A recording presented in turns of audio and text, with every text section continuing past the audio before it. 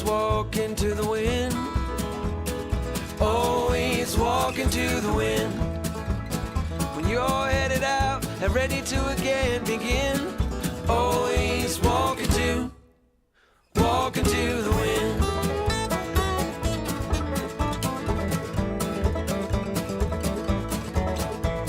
The wind's at your back when you head home.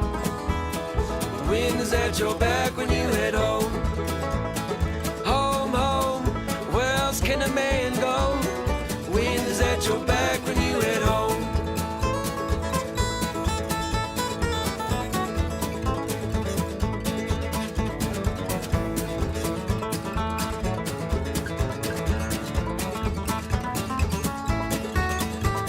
Something pushed me out the door again. Something pushed me out the door again. I don't know what it was. It's always just because something pushed me out the door. Out the door again.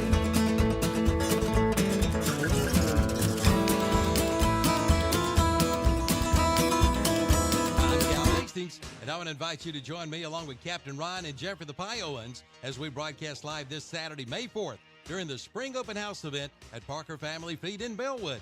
We'll be there from 10 a.m. till 2 p.m. with our free DQ hot dogs, chips, and drinks, plus Substation 2 sandwiches. And register to win some great door prizes, including some big door prizes from Parker Family Feed. And save money, too, for one day and one day only. Dog food reduced by $1 a bag. And CPC minerals will be $1 off. And for mom, check out their selection of big jumbo ferns, flowering plants, vegetable plants too. They still have baby chicks, plus everything you need for your home or farm. So plan now to be there Saturday, May 4th for the big Spring Open House event at Parker Family Feed in Bellwood. And join us for a live radio remote broadcast from 10 a.m. to 2 p.m. Parker Family Feed on Carpenter's Grove Church Road off Highway 18 North in Bellwood. Like them on Facebook too. Come one, come all to the greatest event of the year. The city of Kings Mountain is celebrating its 150th birthday with two spectacular events you won't want to miss. The festivities begin Friday, May 3rd at 6 p.m. in Patriots Park with one night, one body, one city gospel music event. Then Saturday, May 4th, the day kicks off at 9 a.m. with an artisan market and antique car showcase on Mountain and Cherokee Streets. Patriots Park opens at noon with carnival rides, games, contests, and delicious fair food. Plus, live music is back at Liberty Falls Amphitheater. Don't miss this exciting and amazing celebration. For more information, call 704-730-2101. Drivers, start your engines! The new Gaston Pickers at Auction announces a NASCAR-themed auction coming Friday, May 24th. And they are now taking consignments. They're looking for items including race suits, helmets, gloves, sheet metal, die-cast models, and autographed racing memorabilia. The auction will be live and simulcast online. For more information, call 980-363-5701. Again, that's 980-363-5701. The new Gaston Pickers at Auction, 503 East Long Avenue in Gastonia. NHRA memorabilia will also be auctioned off. Plan now to attend the big grand opening on Saturday, May 4th at the all-new Innovative Pool Designs in Kings Mountain. It'll be from 9 a.m. till 3 p.m. There'll be free hot dogs and drinks, and register to win some great door prizes. See their pool designs and pool products, too. Also spas, grill islands, fire features, and specialty outdoor furniture. Don't miss it, the grand opening of the Innovative Pool Designs, Saturday, May 4th, 9 a.m. till 3 p.m., now in their new big building at 629 East King Street in Kings Mountain. Follow them on Facebook, too. Delaney Pless of Shelby High School is this month's McDonald's WOHS What's Up Shopper Scholar Athlete of the Month. Delaney is the daughter of David and Crystal Pless. Delaney was on the Shelby Golden Lions swim team and also was on the tennis team in the fall. Her grade point average is 4.625. She is a member of the East Ridge Baptist Church in Shelby. The McDonald's KTC Broadcasting What's Up Scholar Athlete Award is to recognize a student athlete not only for accomplishments in athletics, but also for overall achievements in the classroom and for overall school and community citizenship. It's Kubota Orange Days, your golden opportunity to score a deal that will make your neighbors green with envy. Shop this year's best selection of Kubota tractors, zero-turn mowers, and utility vehicles, including the #1 selling compact tractor in the USA. And get the year's best deals, like 0% APR for 72 months or up to $2,300 off L2502 tractors. And you're invited to the Kubota Spring Open House Friday, May 17th, 11 to 1 with free food, door prizes, and up to $500 off select units. Parker Farm Service, 126 Bessie Drive, off Oak Grove Road, Kings Mountain.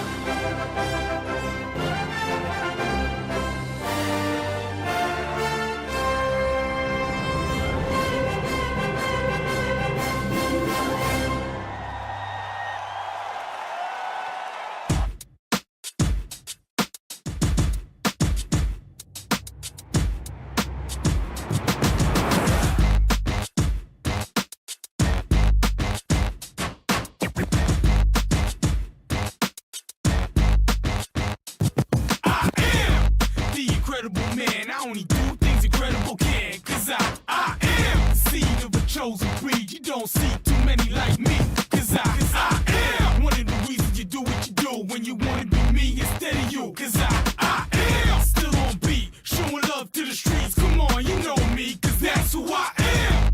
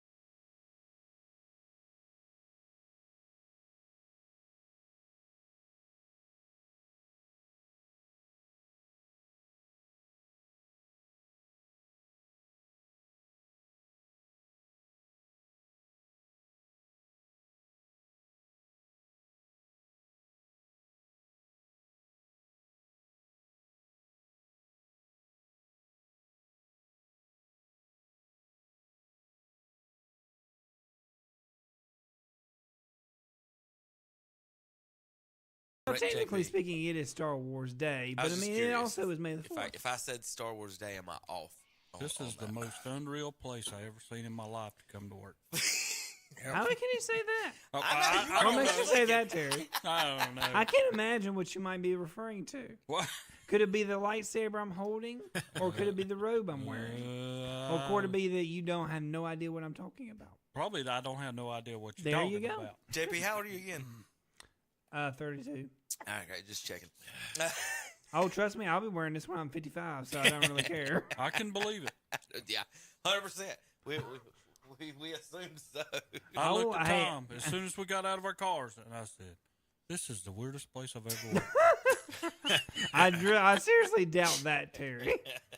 I did say that. Excuse me. Oh, he probably said it. Yeah, I know for a fact it's not the weirdest place he's ever been or worked. It is. At all. Well, good morning, everybody. How's your breakfast, Tommy? Everything's good. I had bacon, egg, and cheese biscuit, a hash brown, and a coffee. Breakfast from McDonald's provided Yeah. to us every Saturday here in Cherryville. Mr. Kuth and the gang. Terry, what'd you have? I'm going to tell you, I had a sausage, egg, and cheese biscuit, and that's one of the best biscuits I've had in a long time. Zachary? Congratulations. I had a chicken biscuit and a hash brown. And JP. I'm about to eat a sausage, egg, and cheese biscuit. Sausage, egg, and cheese biscuit. So you got any? So what are your big plans today, JP? They're having a festival in Kings Mountain. You going over there to walk around? Actually, surprisingly enough, I'll actually be in Kings Mountain tonight. My Sunday school class is going to eat at the Thai Hut there. Eat at the Thai Hut. Yeah, right across from the Georgia Okay, Theater. well, you enjoy it. Are you going in costume? Oh, yes. Well, Are you really? Terry, Yeah. Terry, Is everybody else coming in costume? No, of course not. What? It's Terry. To understand me, you have to understand Don't who worry, I I am. can't. It's Star Wars Day. I'll be watching the 4, 5, and 6 today of the Star Wars trilogy, and then tomorrow I'll be watching 1, 2, and 3. Don't you have some grass to Why cut don't or we something? start with Nope. 1, 2, 3? Because You gotta I'm watch them watching in the way order, they were Terry. filmed. So it starts from 4? Yeah. Yeah, he started with episode 4. He did 5. He did 6. Then he did 1, 2, and 3.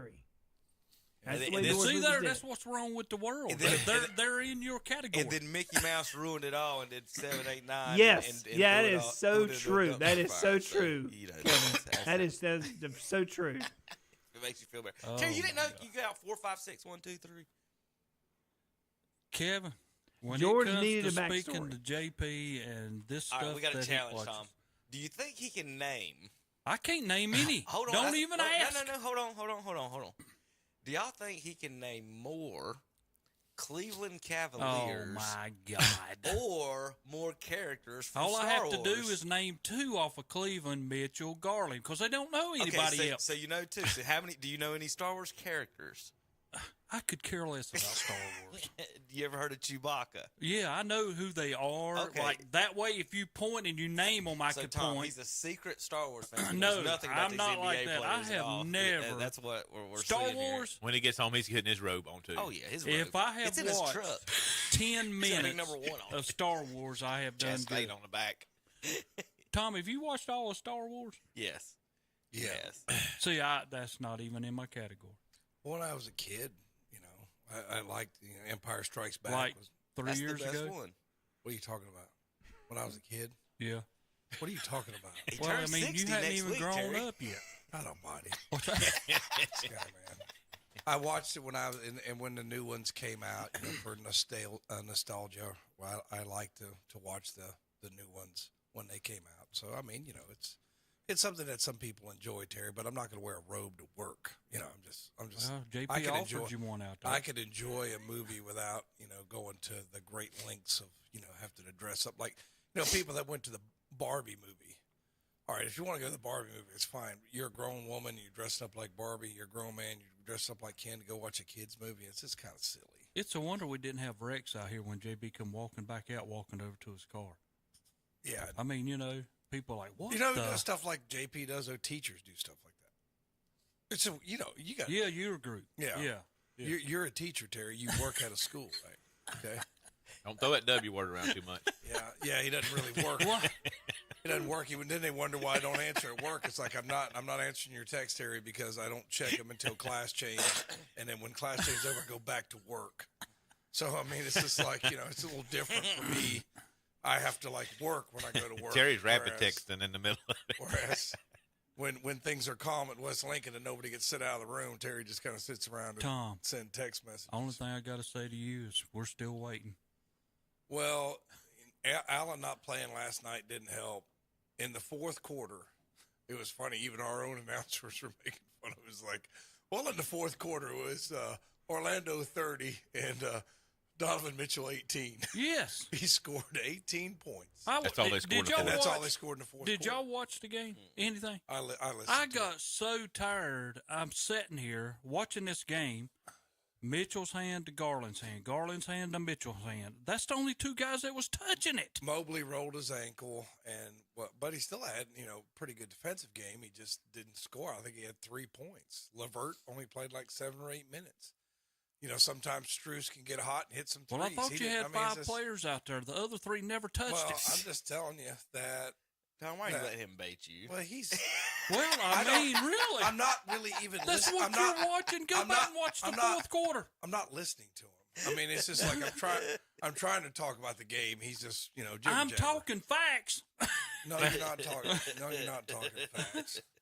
They need to find somebody else to contribute. I mean, our people are saying that. What Terry's trying to say, he's just not putting it in a very intelligent way, that they are not getting any help from the bench or even their other starters. When you have one guy with 50 points, Yeah, 50. and you have 96 as a team, that's not going to work. I'm just going to tell you, it's not going to work at the NBA level. Yeah, ask It's not Michael gonna Jordan. work, and He they're- had 63 and lost.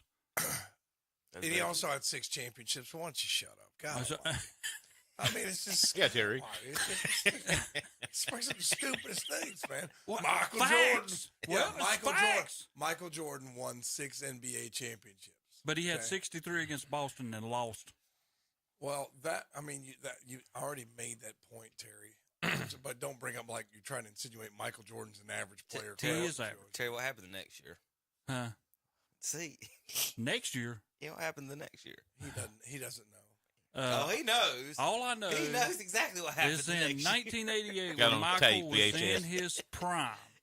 When Michael was in his prime, His prime he was the 90s. still couldn't beat Bird. His prime was the 90s.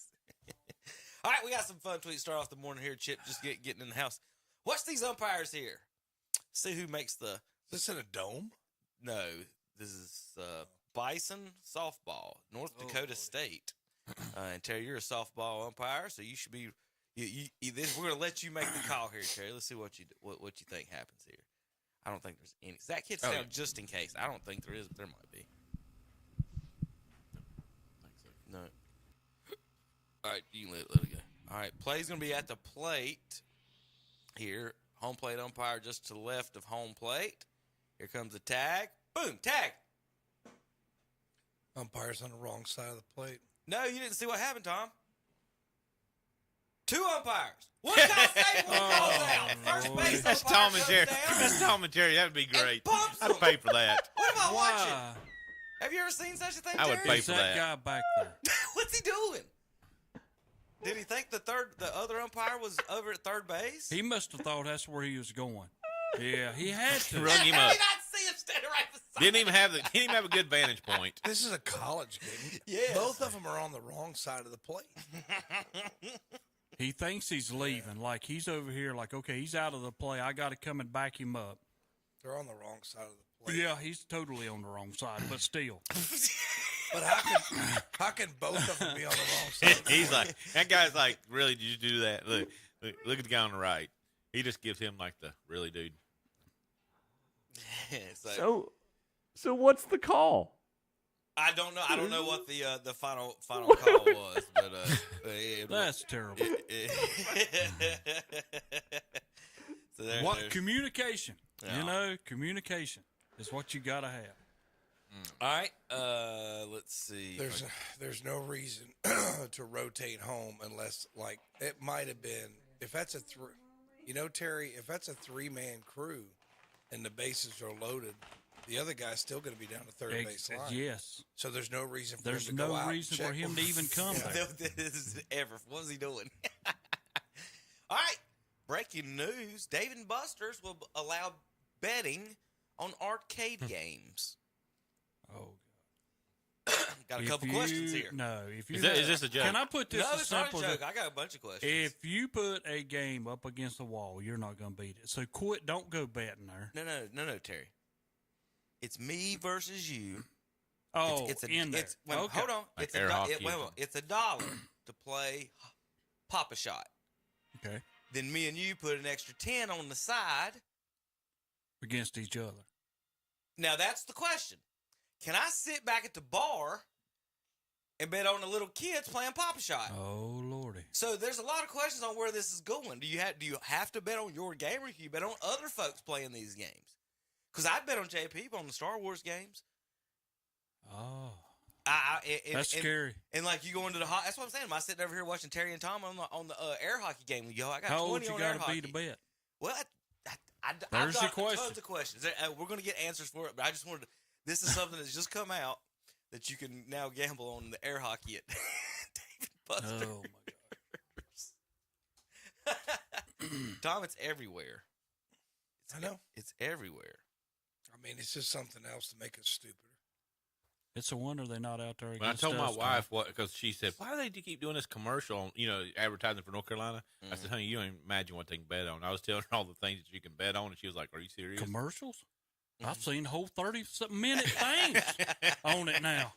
I mean, for 30 minutes. Well, since for some reason I've got a lot of it on here, we'll just turn this into the opening segment of fun golf stuff and other fun tweets before we get into some real sports and baseball and basketball and football here in just a minute, because I happen to have a couple golf things here that came up. All right, this is I don't know if Chip saw this weekend. Chip, this is the Zurich Classic. The ball bounces, and this guy catches That's it like awesome. he's playing third base. Good job, dude. What are you doing, bro? Well, that's what I'm supposed to do. Go get the ball. So what's the call? Yeah, what is the call Yeah, here? technically, it's it's going to play where like he dropped Wherever it. he so, dropped it. Yeah, it's going That to play. guy probably give him saved his this glove, guy. give him his glove signed for This that.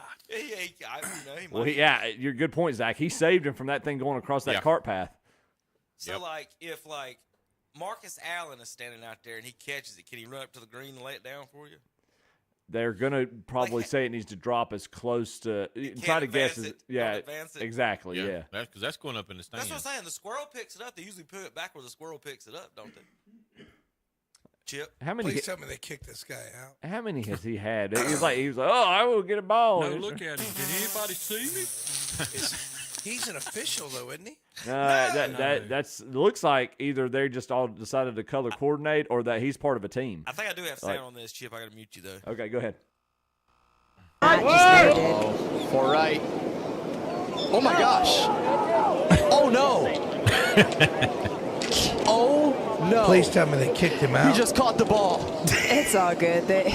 Look at them people That's laughing just, at you him. know what? That's a kid who plays a lot of baseball. He just forgot. There you go. There you go. That poor guy.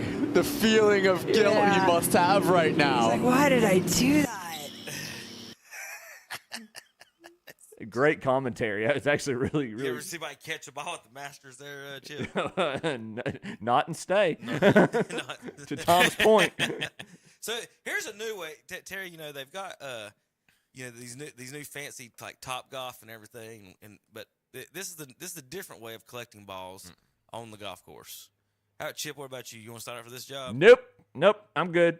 They're literally walking around holding a net from 30 yards away. That net looks sturdy. Yeah, I trust that. And don't tell me people don't get up. Oh, and that let dude's me right see. there, Aiden, Yeah, right let there. me Look see at if him. I Yeah. can hit him. We're gonna have to negotiate on a salary if I'm gonna be doing that. He's killing it. Oh gosh. JP, how's Star Wars going in there? You doing good? all right, Chip. Here's the chip of the week. Here's the chip of the week. Yeah. No, from the bushes, Was it? upside down in the bush, Oh, backwards, I see. facing the green. Wow. Over his head. That's and a on field. the That's a green. field. Memphis is out Wow, that's impressive. 3 out of 4 guys in your group will be able to chip it off the grass from there. Yeah. 9 out of 10 guys won't make contact with the ball on their swing there. Look at that. Ah, What a shot! that's impressive. It is. Y'all don't? Do you think Tiger practices that one? Not in the shape he's in anymore. So, you know, some people say Greg Norman's a bad businessman. He just landed a Chicago public course for a LIV tournament, and everyone's making fun of him. But not only did he land it, he got it cheaper, Chip, than it is to rent out for a regular scramble. Serious. Like it's their 100-player minimum for shotgun outings. Let's see if I can read this right. They were making fun over here. I gotta see what course it is. It's Bolingbrook. Okay, yeah. In Chicago. Yeah. 100-player minimum Monday through Thursday. Oh, it don't say the price. Where did I was reading the price? They're making fun of it. Anyway, that they're playing at a public course, so everybody's just getting on about that one. So that was just the big one for that one. All right, before we go to break, we're going to leave you since we are Kings Mountain Day. You can go out there and have a good time. Calvin and them are out at Parker Family Feed today up in Bellwood. Go see the baby chicks and everything else you need up there. Check them out. They've got Substation 2 sandwiches today. So Nice. instead of hot dogs, if you don't want a hot dog day, you can get you a Substation 2 sandwich with Calvin and the gang. So get up there and check them out. But we're going to leave you since have a little fun out in the streets today. Here's a little video from the streets. It doesn't say, but basically for the folks on the radio, this guy's going to be singing and riding a skateboard, and there's a lady chasing him around that doesn't like it. It's not happy. There's always one of those, right? And the reason I'm playing this, we are a music channel, and then we do have a little fun here. But this is just the cops at the end, Terry. That's all I have to say. They did a good job. They were fantastic. Here we go. Crazy what I'm about to say. What's up, guys? I'm Jeremiah. Hey, sunshine, she's here. You could take People a break. dancing in the streets What's with each up? other, having a good time, aren't Hey, I'm a hot air balloon that could go to space. Hey, There she is. yeah, like I Here don't comes care, Karen. baby, by the way. Okay, I got you. I got you. Turn that down. Because clap along if you feel like a room without a roof. Because clap along Yep, if there you she goes. She's feel shaking. like happiness police are right is the over there. truth. Because clap along if you know what happiness is to you. marching for the police lady. Clap along if you just chilling. feel like that's what you want to do. But the police are out here at the end. Bring me down, can't nothing. Bring me down, your love He's is too having a good time, high. really. Bring me Anybody got down, any problem with anything? can't nothing. Bring me kick him down, out. shit, I because would not kick him. Everybody else is enjoying it. if you feel What? They have no grounds to kick him out. Now, clap along if you feel like she's walking up happiness to is him the down truth. 5 or 6 Because clap along if you know what happiness is to you. She's tattletale tonight. Clap along if you feel like that's what you want to do. Yes, sir. Hey, I'm sorry guys for the noise. I'm gonna turn it down now. Whew. It was tough. Yes, ma'am. And they can't talk because of your glasses. Okay, my bad. So please. Yes, ma'am. I got you. That was actually my last one. We're Thank gonna you, violate their officers. rights. Listen to police. Thank you, officers. Yes, sir. Free bird. Free bird. That's right. We'll try to violate his rights to get their rights. Right. That was actually my last one. Thank you, South Lake Good job, Texas. police. Thank you, officers. Perfect. Perfect. Free bird. Free bird. She probably went and told his chief. Told everybody. You know, they said free bird too. Free We'll be bird. back in a minute, KDC Broadcasting. Hi, I'm Calvin Hastings, and I want to invite you to join me along with Captain Ryan and Jeffrey the Pioans as we broadcast live this Saturday, May 4th, during the Spring Open House event at Parker Family Feed in Bellwood. We'll be there from 10 a.m. till 2 p.m. with our free DQ hot dogs, chips, and drinks, plus Substation 2 sandwiches. And register to win some great door prizes, including some big door prizes from Parker Family Feed. And save money, too, for one day and one day only. Dog food reduced by $1 a bag. And CPC minerals will be $1 off. And for mom, check out their selection of big jumbo ferns, flowering plants, vegetable plants too. They still have baby chicks, plus everything you need for your home or farm. So plan now to be there Saturday, May 4th for the big Spring Open House event at Parker Family Feed in Bellwood. And join us for a live radio remote broadcast from 10 a.m. to 2 p.m. Parker Family Feed on Carpenter's Grove Church Road off Highway 18 North in Bellwood. Like them on Facebook too. Are you tired of all the TV commercials with Joe, JJ, and Martha talking about senior health care options in our area? If you would like to deal with a local agent with over 20 years' experience servicing this community, please give Ty Penhall a call to discuss the many plan benefits available in our area. Whether it's a supplement, advantage, or drug plan you're interested in, they have all the options available. There is never a fee, and in-home appointments are available. Just call Ty at 704-489-6970. Again, 704-489-6970. Hey, look, it's Gary Dellinger with Dellinger Electric. Gary, what's going on? Hey, Calvin, just stopped by to see how the new jingle was coming along. Well, as a matter of fact, we just finished it up. Want to hear it? Oh, I can't wait. Here we go. When it comes to your wiring, you don't want to monkey around. Call Dellinger Electric. They're the best electricians in town. Well, what do you think? I don't know. I mean, it doesn't even give her phone number.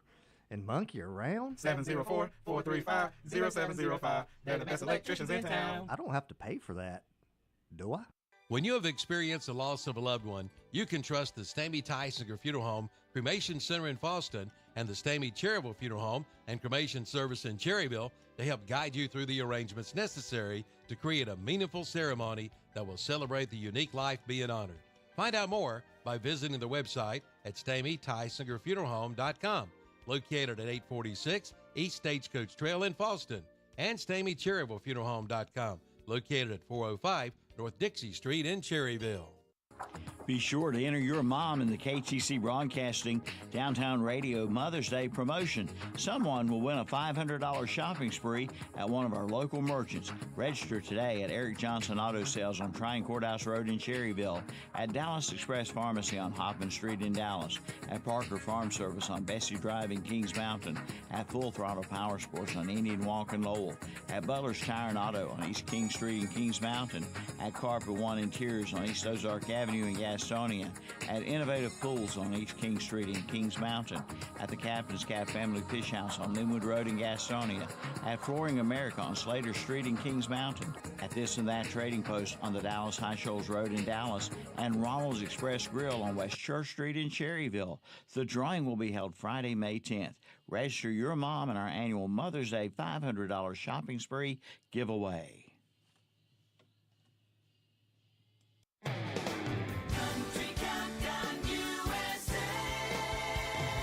I'm Lon Helton, inviting you to join me as we count down the week's top 30 with my co-host Jordan Davis, who talks about living with 3 under 5. It's chaos at my house right now. It is absolute chaos, but fun. Love them to death, but yeah, they'll drive you nuts. That's Jordan Davis this week on Country Countdown USA. Wednesday at 1 p.m. on WCSL 92.9 FM, 1590 AM, and KTCBroadcasting.com. And we're back on Saturday Morning Sports Talk with Kevin and the gang. Of course, it's still Star Wars Day either way. How long is it Star Wars Day, JP? Well, actually, to be honest, it's actually a Star Wars week. I can actually tell you the entire week. I know tomorrow's Revenge of the 5th. Yeah, there are other ones too. Yeah. Oh, okay. I'll show you during the break, so people don't have to hear about our morning conversation. We have a whole week of this. Yeah, he just said it's a whole month, Terry. A whole month? Yeah. The whole month of May? A week. A week. I will second something before I got here. The point that y'all made about the Disney ruining the last trilogy. That's I'm kind of like Rocky V. I'm pretending that it never happened. Yeah, you and me both, Chip. You and me both. Well, NBA playoffs time. The Hornets aren't in the playoffs. We got things to do, Zach. So LaMelo Ball laid down and got a full back tattoo. Looks kind of like Tom's, but a little bit different. Is this fake or real? Terry, this is real. Okay, that they're doing this all. Why do you? Every video I put, is this fake or real? Well, I ain't showing anything fake yet. Photoshop. Look at that. All I see is it says rare one, but I thought it said dare, like the old the drug. That's dare to keep kids off drugs. That's what everybody's making fun of. Saying This is what happens when you don't dare to keep kids off drugs, it Zach. looks like the Dare logo. Yeah. But like, what's bad is like, I don't know if you've seen it before, but LeVar is against the any tattoos, and he's already made it clear to them, and it was in their show. He wasn't happy about that. He wasn't happy about the older one getting a tattoo. And I see there you go, Zach. Yeah, it's the first thing I saw when it pulled up. Was For you folks don't remember, it used to be a campaign. And then, yeah, they don't do it anymore. They just have a dare dance. I can't even remember the song. That's bad. But first year they did it was my. There's his arm when I was tattoos. at school. So it's what it's supposed to look like. He calls himself the rare one, even though there's 3 brothers and they've all made the NBA. So and he's the rare one that plays and doesn't get hurt. I think he got a tattoo, and something about LeVar saw it, and they asked him on camera, LaMelo, if he knew about it before LeVar saw it. He said, "I ain't no snitch. I ain't no snitch." Well, So let me ask he you obviously knew about it. Yeah. How much that cost? Oh, 5,000 or 10? He's got it, Terry. I know that. I'm just asking. That's big money right there. Probably. I don't know what a whole back tattoo on a 6'8". Yeah, I think they do something like that. And wonder how long that took. They charge you by the hour when you do something in that range. Yeah, that's probably the deal on that one, Terry. It probably was by the. They're artistes, Zach. Unreal. But something like that, I thought would take like several going back. Me too. Going back. I don't think they could do that in one day, could they? No. Yeah. I know with mine it took them multiple. No, I'm just Don't forget Lakers. You got the one. Heck yeah. Lakers Your won preseason the champ. That's not preseason, Terry. It's in season. Well, in season. Not much of a difference, Terry. That's I'm what with I'm you. saying. I'm with you. Yeah. They lose the other day. He said it's just basketball. They'll all be okay, Terry. They win the in-season practice tournament, and he's in ski goggles covering reporters in Champaign. Didn't keep Darvin Ham from getting fired. Blames Darvin Ham. Yeah, I know. And Gonna hang a banner and fire your coach. I'm gonna tell you, he's been gonna out ring there this year. Huh? Think about it. Coaches get fired all the time about being coach of the year. Darvin won a ring this year in the season. Gonna hang a banner. Yeah, I got fired that season, guys. Hey, 3 coaches since he got out there. Hey, Kevin, we talked about this at the baseball game I was working last night. If you're Charlotte when the draft comes around, hoping against hope, do you draft Bronny in the second round? Yes. Oh, in the second, yes. First round. Draft in the first round? We haven't hit a first round pick in 27 years. Well, okay. We draft LeBron, Terry, with the 10th pick. Yeah. Basically. Right? Yeah. Well, tell me why wouldn't you? I mean, okay, real quick. Who are you picking with the pick if you don't pick one? I was about to say, who do we have to offer? Who are you picking? Do you know anybody coming out of college? Armando Baycott. with the third pick, Baycott's going 3. Why would you not take him? I'd pick Bronny. And then on the back end, if somebody else wants him, get rid of him for somebody else. Somebody that's going to make you better. You could trade him to the Lakers. Yeah. They'll whoever LeBron's team he's going to be with. You could trade him to them. I keep going around on Charlotte, and don't get me wrong. I mean, You they're get right Anthony down Davis. here. You might be able to get Anthony Davis. I'm not as bad. Yeah, on the I was thinking the Hornets. same thing, Kevin. Good AD. I'm not as bad on the Hornets as I am the Panthers, but the Hornets, I look at them, and their whole downfall come from Kobe Bryant. When all that happened there, they have never succeeded since, to me. Terry, the comment you just made, actually, we've got a knock on the door. David Tepper would like to speak with you. That's good. I'll speak to him. Gonna knock Terry's hat off. Every day. Not that hat. Hey, don't knock that hat off. I'll have issues with that. Well, here's speaking of Charlotte. Here is Luka Doncic making fun of J.J. Redick for interviewing with the Charlotte Hornets. Zach, hit the audio on that. Charlotte Hornets! Start laughing at it, Jerry. Who's with him? Do we know? I don't either. I was trying to figure it out. Come on. Might be a dookie for all we know.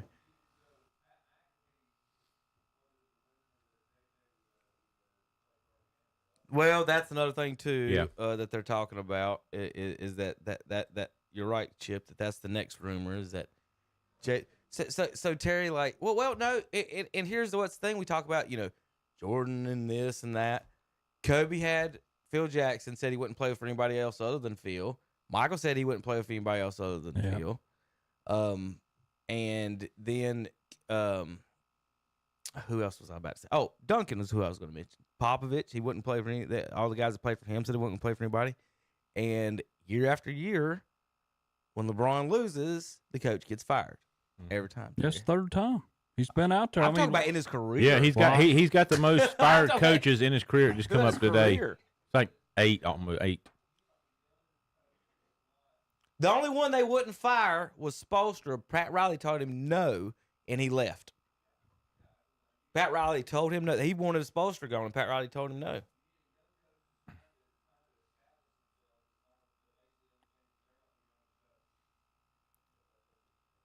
Another person that interviewed for the Hornets, I don't know if you saw it, was Jerry Stackhouse.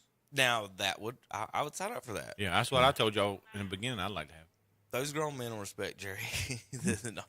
Some of these college dudes don't care. All right, here is the controversy this week. This is disrespectful as you could about get, I think, maybe. Tom, you've been in the NBA locker room for interviews before. Have you seen this Pat Beverly situation? No. Yeah. So this is Patrick Beverly. Yeah, I was gonna say he's always got a bad attitude. This is after. He just got into it with a fan. Yeah. Throwing the ball. He threw a basketball at a fan, and he blamed the fan because you know what the fan was chanting. You know how you go 1, 2, 3, whatever. Wolves. The fan went 1, 2, 3, Cancun, and he threw the basketball at him. But the fan, when he threw the ball towards him, lobbed it. Right. And then all of a sudden he fired it. He fired it back at him. Threw it twice at him. So anyway, this is a ESPN reporter, and they're saying she's a woman. And, they're trying to use that angle. I don't think it has anything to do with her being a woman. I think he's a jerk, and this is how some of them are, and they look down on other people. And Tom, you've been in these locker rooms and see how people look at you, treat or talk to you. I But like this him. Is this is Beverly. But I like him when he's speaking just basketball of how good people are. Mm-hmm. Now, I appreciate all that, but this right here was uncalled for. All right, make sure I got him. Here. Oh, excuse me, I'm sorry. Yeah. Before I finish. Yeah. You subscribe to my pod? Do I subscribe to you? I do not subscribe. So you can't interview me then. No Okay, well, disrespect. Jamal is here. You subscribe? Okay, cool. Yeah. That's cool. Again, there were a couple times. So he asked her if she subscribes to his podcast. She says no, and he says, you can't interview me then. So she still stands there and holds the mic. She doesn't say anything else. Now watch him. Then a bucket or two. In previous games, y'all have been able to kind of get over that hump, or maybe. He pushes her mic away. Was it anything they did in particular, or was it just one of those where the bucket didn't go down, there wasn't the stop, they made one? What kind of prevented that you all from being able to get over, kind of like you have in the past? You move that mic, please, or just get out the circle, please, for me, please, ma'am. If you're not subscribed to my pod, I appreciate it. Thank you. Terry? Don't they have rules for them with media and stuff? Yeah, he should be fine. Mm-hmm. I'm sorry. Yep. Well, because there's a lot of people that walk in there from all types of different places that are in that interview, and for you to sit there and tell one individual, you don't subscribe to my pod, so I'm not even going to let you in here. Okay, you go to a room somewhere then, and I let who in that you want in, and then you don't have to do it. But they've got to be available for everybody, and then him do that. So I don't know if this is home or away, so I can only speak to what those are. As far as how the Hornets handled it, and what I've been in is, so if you want to talk to the Hornet, the home team, you got to get in there as quickly as possible, because they're going to get in and get out, and they've got their own little room and little club, and they can hide away from you and stuff. The away team's basically sitting in a basement cellar. How else would you describe that, Tom? It's just as plain as it can be. The away team, it's got a couple showers and some lockers, just like you see in cubby holes, and depending on what team you play, some teams will not allow you in the locker room at all. Actually, they'll bring the guys out to the hallway. And so if you see the guys talking in front of one of the banners, all they do is take a flag like that, stick it on the wall with tape, and then have him stand in front of it in the hallway. You see him sitting down, he's in the locker room, and that don't look like a nice locker, so I'm guessing that is the away locker room. So in that situation, you go in. Oh, that was right after. That was at Indiana. Right. Okay, so Yeah. it was the away locker room. Yeah. So in that situation, you're sitting there, and some of the guys went off to the shower. Some of the guys are getting dressed and everything. And you wait for them to get dressed, and then the reporters just walk over and talk to them. And so it's not like, hey, you come to me, you come to me. It's like you wait for one of the guys to sit down, and some guys talk. They'll turn their back. If they don't want to talk, they'll turn their backs and won't look at. But if the other guys, they'll sit up, and he's facing the crowd. Yep. He is welcoming reporters by sitting that way, is what I'm trying to say. And for him to act like that, and it's like I said, I don't know if it's in particular about her, because she's been there forever. She's like a 10-year veteran reporter or something like that for ESPN. It's the, hey, you shouldn't, you're not good enough for me type of thing like, that I get. Like, you guys are beneath me, and that type of stuff. Like, we're grown human beings. We stand in line at the Waffle House or wherever or whatever store or whatever. We're the same people. It's like umpires, people yelling at you from behind the fence. As soon as I walk around this fence, well, now what? Like what does that fence do that protects you? And he was, I don't know for what, why he was acting like that in particular, but they say he does that to a lot of people. And there's times where they can cross the line with athletes or with public figures, but you are that. You are a public figure, especially successful ones. A big portion of your revenue due to the salary you're getting is from the exposure that your specific field profession has received. So there's got to be a little bit of a complimentary or partnership agreement with the media, and I don't. That standoffish attitude is just not. That's just tasteless. You guys got anything else to say about that? Anything good? I mean, it's just Between the I ball mean, and that, Terry. If she had been like disrespectful to him or something, which I did not see in that video. Right. No. Right. Like if she was disrespectful to him or something, it's like, well, if you're going to be disrespectful to me, then I'm not going to answer your questions. I can understand that. You don't subscribe to my podcast. You didn't like my Instagram post. You know, you didn't share my Twitter post. I mean, it's just. And What you should have said was, your podcast is garbage, so I'm not gonna subscribe to it. Now, I just want to had interview she, you. had she had said that, I could understand. Like your podcast is garbage, which it probably is. Zach, what she But should have said I'm is, just saying. I mean, it's just all these dodo heads with their Instagram and podcasts. They've ruined it because it's all about me. Zach, That's like it's all about me. If you're not into me, I love me some me. So if you're not into me too, then screw you. You can't ask a question. Real quick. It's So, Tom, stupid. how much free time do you have a day? Me? Yeah, not a lot. When you get that free time, do you say, you know what I want to do? I want to listen to the Patrick Beverly podcast. No. Tom, have you ever listened to it? No, I've never listened. I've never listened to it. Zach, have you listened to it? Like we can't interview him. Hey, Zach, what she should have said was, "I'm sorry, you have a podcast." To me, and I know someone in this room is going to take offense to this. This is like interviewing Draymond Green. Why are we interviewing the 10th best player on the basketball team? It was like Barkley said the other day. He said, "You know who asked about you the other day, Draymond? Who? Nobody." Why does he have a podcast? But that's my point. Is that if I'm going to listen to a podcast, I'd listen to Giannis or Durant or Anthony. I listen to Anthony Edwards all day. Somebody else. I'm not tuning into Patrick Beverly. All right. He does, Terry. He got some decent basketball takes on some of the things I've seen him. All right. Here is Doug Gottlieb getting in trouble with the world.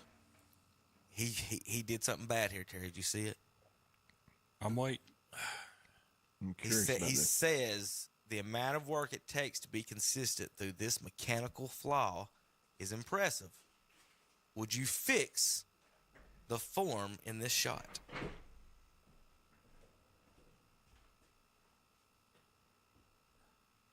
Terry? If Doug Gottlieb's getting in trouble for this one. Oh. If you are telling this woman how to shoot, be quiet.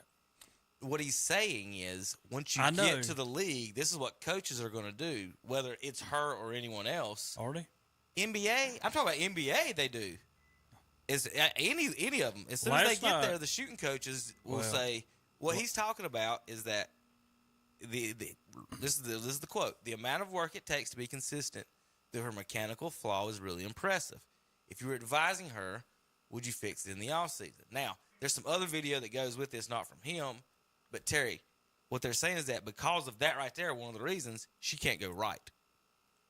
If all of her videos, all of her scoring, and they're talking about how the WNBA, they're going, they figure out defenses and tendencies, is that they're going to figure her out because she can't go right. All of her scoring, she cuts back left to set up that shot to shoot that way. So that's one of the things, and that's what Doug's talking about here. And for people that don't understand it, and what Terry's about to say, she scored 21 points. Who cares? She did. She had 21 last night. But again, it's some of the best defensive players that are in. Right. What again he's saying, and what a lot of people that play basketball say is that they're going to figure that out quick. LaMelo, that's how he kind of shoots, right? His is lower. So the thing is that Doug is really talking about shooting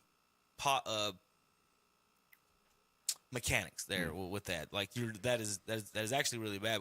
But she shoots good. Hard, it's hard for me. Is that not an upper body strength thing though? It is, but it's hard for me to take a person, even if I had Caitlin Clark, and change her if she keeps nailing everything she puts up. Right, and I'm like, you're so comfortable with this. Why should I change it? My point guard this year shot with both hands, Terry. And when I mean both hands, he would shoot, and depending on which way he was going, he would follow through either way. I said, which hand do you shoot with? He goes, I don't know.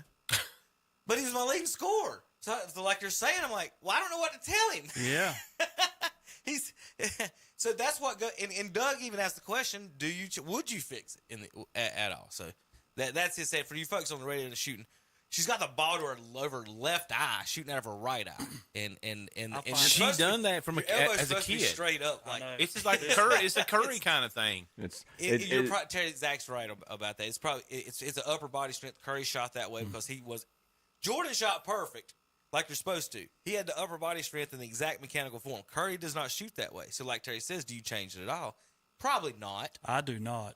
Until we see that it becomes an issue if Right. defenses Until do start shutting her down. Until defenders start being like, hey, This is how she learned when she was Bell's age. This is not a. This is the issue is not necessarily mechanics. Reggie Miller had some of the most unorthodox mechanics of a shooter. Now, granted, his form was not off center like that photo showing. But the issue for her is going to be spacing and quick release. If she continues to give herself spacing and is able to have a quick release, just like Steph, to y'all's point, she's going to be fine. Sometimes I look at stuff and I think sometimes you cannot change stuff. That's like trying to take Shaquille O'Neal and get him to shoot free. I'd just like to know how many people ever tried to teach this guy how to shoot a free throw. You know? Well, Terry, he's. He never did learn. I know. You should learn how to shoot a free throw. Yeah, that's what I'm saying. All it is a free throw. You get paid millions of dollars. You just can't walk up here and figure that out. That's the easiest thing in the world. What else was he doing in the gym? I know. And you can't sit there and tell me how many people tried to work with him on that. Zach, what am I watching here? Is this MJ? Yeah. Jim is a 4-letter word for Shaq. 22 years old. Now, you see all these athletic moves, and you remember young Jordan do all this. Just wait a minute. He's 80. That's an 85. I'm going to show you the one I'm impressed with here in a second. I agree, Zach. It is, everyone wants to talk about the dunks and the jump, but right now when he gets hot, it's tough to even guard. And good spacing. The thing I like about him more than this right here, look. That was a walk. It's a walk. That was a walk. No, not in today's NBA. It's not, but it was a walk. Kobe invented that one. I think this is it. Yeah, this is it right here, guys. What am I watching right here? Watch this. Get some. That's Jordan. That's Jordan right there. The thing I like about him is his he's 22 mindset. years old. If he's got that shot, they're done. That's Jordan. That's Jordan after coming out of retirement the first time. Can't stop him going to the rim, and he's got this in his arsenal. Look, Bradley Beal. Consistent. Bradley Beal's 6'7" in his face. If he can consistently hit that shot, falling away. Yeah, and falling. I mean that's textbook Jordan right there, and Kobe. His troubles. And he's got the I'm the best player on the court attitude. Yes, that's what I like about him. Jokic said it's going to be a fun series. He says he likes playing with Anthony. He's a fun guy to be around. I don't know if they can beat the Nuggets though. The Nuggets will be their Celtics for Jordan when Jordan first made the playoffs. It'll be close. Here's but Tom's. I bet it goes 7. Terry, I'm ready for you now. Here's Tom's favorite player. He makes fun of Draymond Green, Terry, but I'm going to give you some credit here. Embiid is dirty, Terry. That's dirty, yeah. Who's dirty, Embiid or Draymond? Well, he shouldn't have come down the lane. That's the second time. He actually whacked him in the head. What? There's game more? before that. Shouldn't have come down the lane. Shouldn't be underneath my feet. That's just a basketball player. Yeah. Now. Oh, he's going to fall down. Then he stepped on his ankle. Well, I mean. Then he flopped after kneeing him in the groin. Elbow to the groin. That happens all Kick the to time. the groin. God. He got kicked and elbowed in the same play. The flop on the free throw the other night was pretty good. That was the most illegal screen I've ever seen. Terry, who's dirtier, Embiid or Draymond? Draymond. Okay, you did. Draymond don't grab. I mean, he grabs people around their neck. That's true. There's video proof of him. Well said, Terry. People in the groin. That's on account of you shouldn't be doing stuff to my players. Draymond wouldn't kick him. Draymond would just flat out grab you or punch you there. That's the difference. Draymond takes care of his players. Well, this is Anthony Edwards to the Phoenix Suns crowd. It's DX. He DX'd from Tom. It was 3-0 when he did this. In Phoenix. Series is not over. Wow. DX comes out. Wow. Anthony Edwards, okay, 22 years old. That is not Jordan. That is not Jordan. Oh, I'm sure he said that. Well, he said it after it was over. You guys might have heard this story about Jordan, but I was listening to Steven Jackson and somebody. Oh, it was Tyson Chandler when they were playing for the Bobcats, and Jordan came down and won with the B team against them. Mm-hmm. He said Steven Jackson was talking about junk, and Jordan come down and destroyed them. Yeah. All right, so Tom, Game 7, Cavs and Magic. I got to hear this. Hear what? Whatever you got to say. I've already said it earlier, and you just weren't paying attention. I said that somebody's got to contribute besides Donovan Mitchell. I mean, when you have more than half the points, when you have all the points in the fourth quarter, when you're only getting 3 points from Evan Mobley, I mean, LeVert, I think, only played 6 or 7 minutes. They just didn't have anybody else contribute. So Jared Allen is supposed to be back. He's got bruised ribs. I mean, I'm saying, man, let's go. It's Game 7, right? If he's ready to go, hopefully he'll play. But we figured it was going to go 7 when we talked last 2 weeks ago now, but it's a pretty even series. And what else concerns me is how poorly they play on the road. Once you had home court advantage this series, so let's assume that you get by. You do find a way to win, which they haven't. I think it's going to be a good game. But then the next series, you're going to have to beat a good team on the road. Is Jack back? And beating a good team on the road. Jared Allen? No.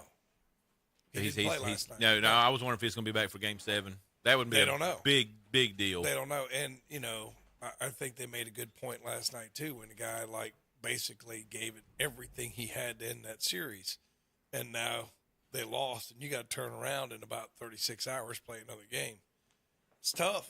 I mean, it's gonna be tough. I think those teams are very even too. Like you know what I'm saying, they're very even, and either one of them, as we saw, can win this game. Yeah, I hear Cole Anthony's name being called out a lot last night because the Carolina people are happy about that. They're a good young team. Nobody cares who wins that series. Actually, Terry, this is the big market bias bullcrap. It's like, it's all Boston and the Knicks. No, I mean that's what I think that hurts the NBA. That attitude of yours that nobody cares unless it's a big market team. That's the whole problem with the NBA and Major League Baseball. That's why football is so much better because it's more competitive.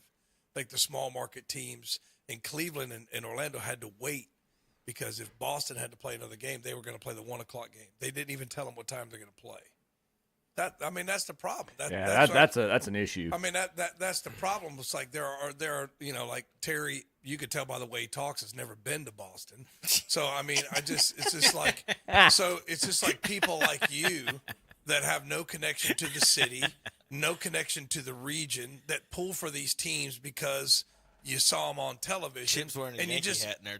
Same thing with Chip. Same thing with Chip. But it's like. That's not a Yankee hat. I understood. It's like my brother and I can remember in the early 90s. I can wear a Yankees hat. We were. I'm not saying you can't. I'm just saying that you're a victim of the machine, just like everybody else. I mean, it's just like There are people. No. There are people that. Then that they wonder how come we say stuff. You don't say anything. You just talk. You don't really say anything. Anyway, I'll beg to differ on why he thinks I became a Yankees fan. But keep going. Well, why did you become a Yankees fan? It was a family tradition. My dad and my grandfather, when my dad was a kid, they would watch Saturday afternoon baseball on CBS, and CBS at the time was the primary owner of the Yankees. So you made my point for me. Are they from North Carolina? Are they from North Carolina? Yes. Okay. Yes, okay. You made my point for me because they're the ones on TV. They get okay. All right. Fair enough. Machine. No. I'm sorry. I'm with you. But for me, I will say that it rubbed off on me people in North organically. Carolina are Atlanta Braves fans because of TBS, not because of driving to Atlanta. And to it's watch a little them every closer weekend. though than New York. And who do you share more culture with, New York City or Atlanta? Well, that's what I was saying is that there's a ton in North Carolina. I have some camaraderie with New Yorkers because of watching it on TV. Like I was trying to talk about, you're right. When I was a kid, it was I believe it was Channel 43. They had this the Cleveland Indian. You watch the Cleveland Indians because you lived near Cleveland and you grew up with them. Now I know I moved out of the market, but I hung on to my team. I could see if Terry was grew up in Boston or somewhere and then just hung on to his team, but he didn't. And like you guys, I understand you grew up blah blah blah, but at the same time, this is why you don't get to see young talent. Cole Anthony, nobody cares. Well, nobody cares because he plays in Orlando. And they're not going to give him a primetime game. I like Kevin's point that he made last week, too, in regards to these games. If you've got a big marquee team that people are going to tune into regardless, whatever time they play, make them the early game. Put these other matchups as the primetime game. Give them that exposure. Once in a while. Once in a while, I could see, okay, you got the prime time, but now you're going to have the 1:00 the next time. Or balance it out. Yeah, I agree with you on that, Tom. And just get And I think the NBA doesn't do enough to develop, because people get tired of the Lakers. They get tired of the Celtics. So we're tired of it. No, you don't. What about I'm talking. You can be quiet. That, what about Minnesota, Oklahoma City, Orlando, Cleveland's improved. You want a more like a product that, where people know more of the names of the on players and teams that don't get all this exposure. So if you gave more exposure, people would know more about the league. You see it in the NFL too, to an extent. The Sunday night game, the number of Sunday night games that the Giants get when they're not really competitive. The Cowboys at times, and I'm not saying they're not competitive, Terry, but the fact that they oversaturate the market in terms of but it's not as bad in football. I would beg to differ. I'd beg to differ. Well, how does a team like Kansas City rise? Can that happen in Major League Baseball? Sure, it can. Okay. At one year. Okay. But after that, they get farmed out, basically. Well, I mean, Tampa has organically grown themselves into a competitive franchise in the most competitive division in baseball. Okay, well, name me 3 starters for the Tampa Bay Devil Rays. Okay, I can't do that. Okay, Evan Longoria. That's my point. Okay, I mean that's but I'm not. But they're still competitive. I'm not saying they are. But how many championships have they won, Chip? I don't think they made it to the World Series once. Have the Dodgers won a championship in recent? One. They've won one. The COVID year. So you got you have the bigger the big boys dominating those sports, and I just don't think you're going to see a Kansas City just rise and be competitive every single year. I mean, you see Tampa Bay, but they've never been to a series, right? Never been to a World Series, or am I wrong? Tampa Bay's never been to a World Series. Yeah, Tampa Bay's been to a series. Have they? Yes. Been to one, did they not? Did they go to one? I can't remember. They went. Hold on, I'll let me get to work on it. I'm trying to remember. I don't want to say, but I know that they're not. They're not the Dodgers. I mean, you turn on TV, they talk about the Dodgers, talk about the Yankees, talk about the But Red that Sox. doesn't necessarily translate into World Series championships repeatedly. 2008, they beat the White and the Red Sox to make it. Yes. And 2008. Who they lost to the Philadelphia Phillies. That's right. Okay, it's been a while. I couldn't. But I mean, let's look at the. I mean, I know the big market people are always going to defend it, but I just think you'd have a better product if you gave more exposure to the Clevelands, the Orlandos, the Oklahoma Cities, the Minnesotas. All they care about is what are you trying to say, Tom? I am having a hard time understanding you because do you don't speak English? No, do you play Sunday at 1 or do you play Sunday at 7:30? Sunday at 7:30 is prime time. So we're complaining about a team that's getting ready to play at 1 o'clock because they won't give Cleveland that spot because they don't know whether Boston's going to win because Boston's going to take that spot. So what are you trying to tell me? I'm trying to tell you that the Bostons are always going to get the primetime game if it comes down to them and the smaller market teams, Terry.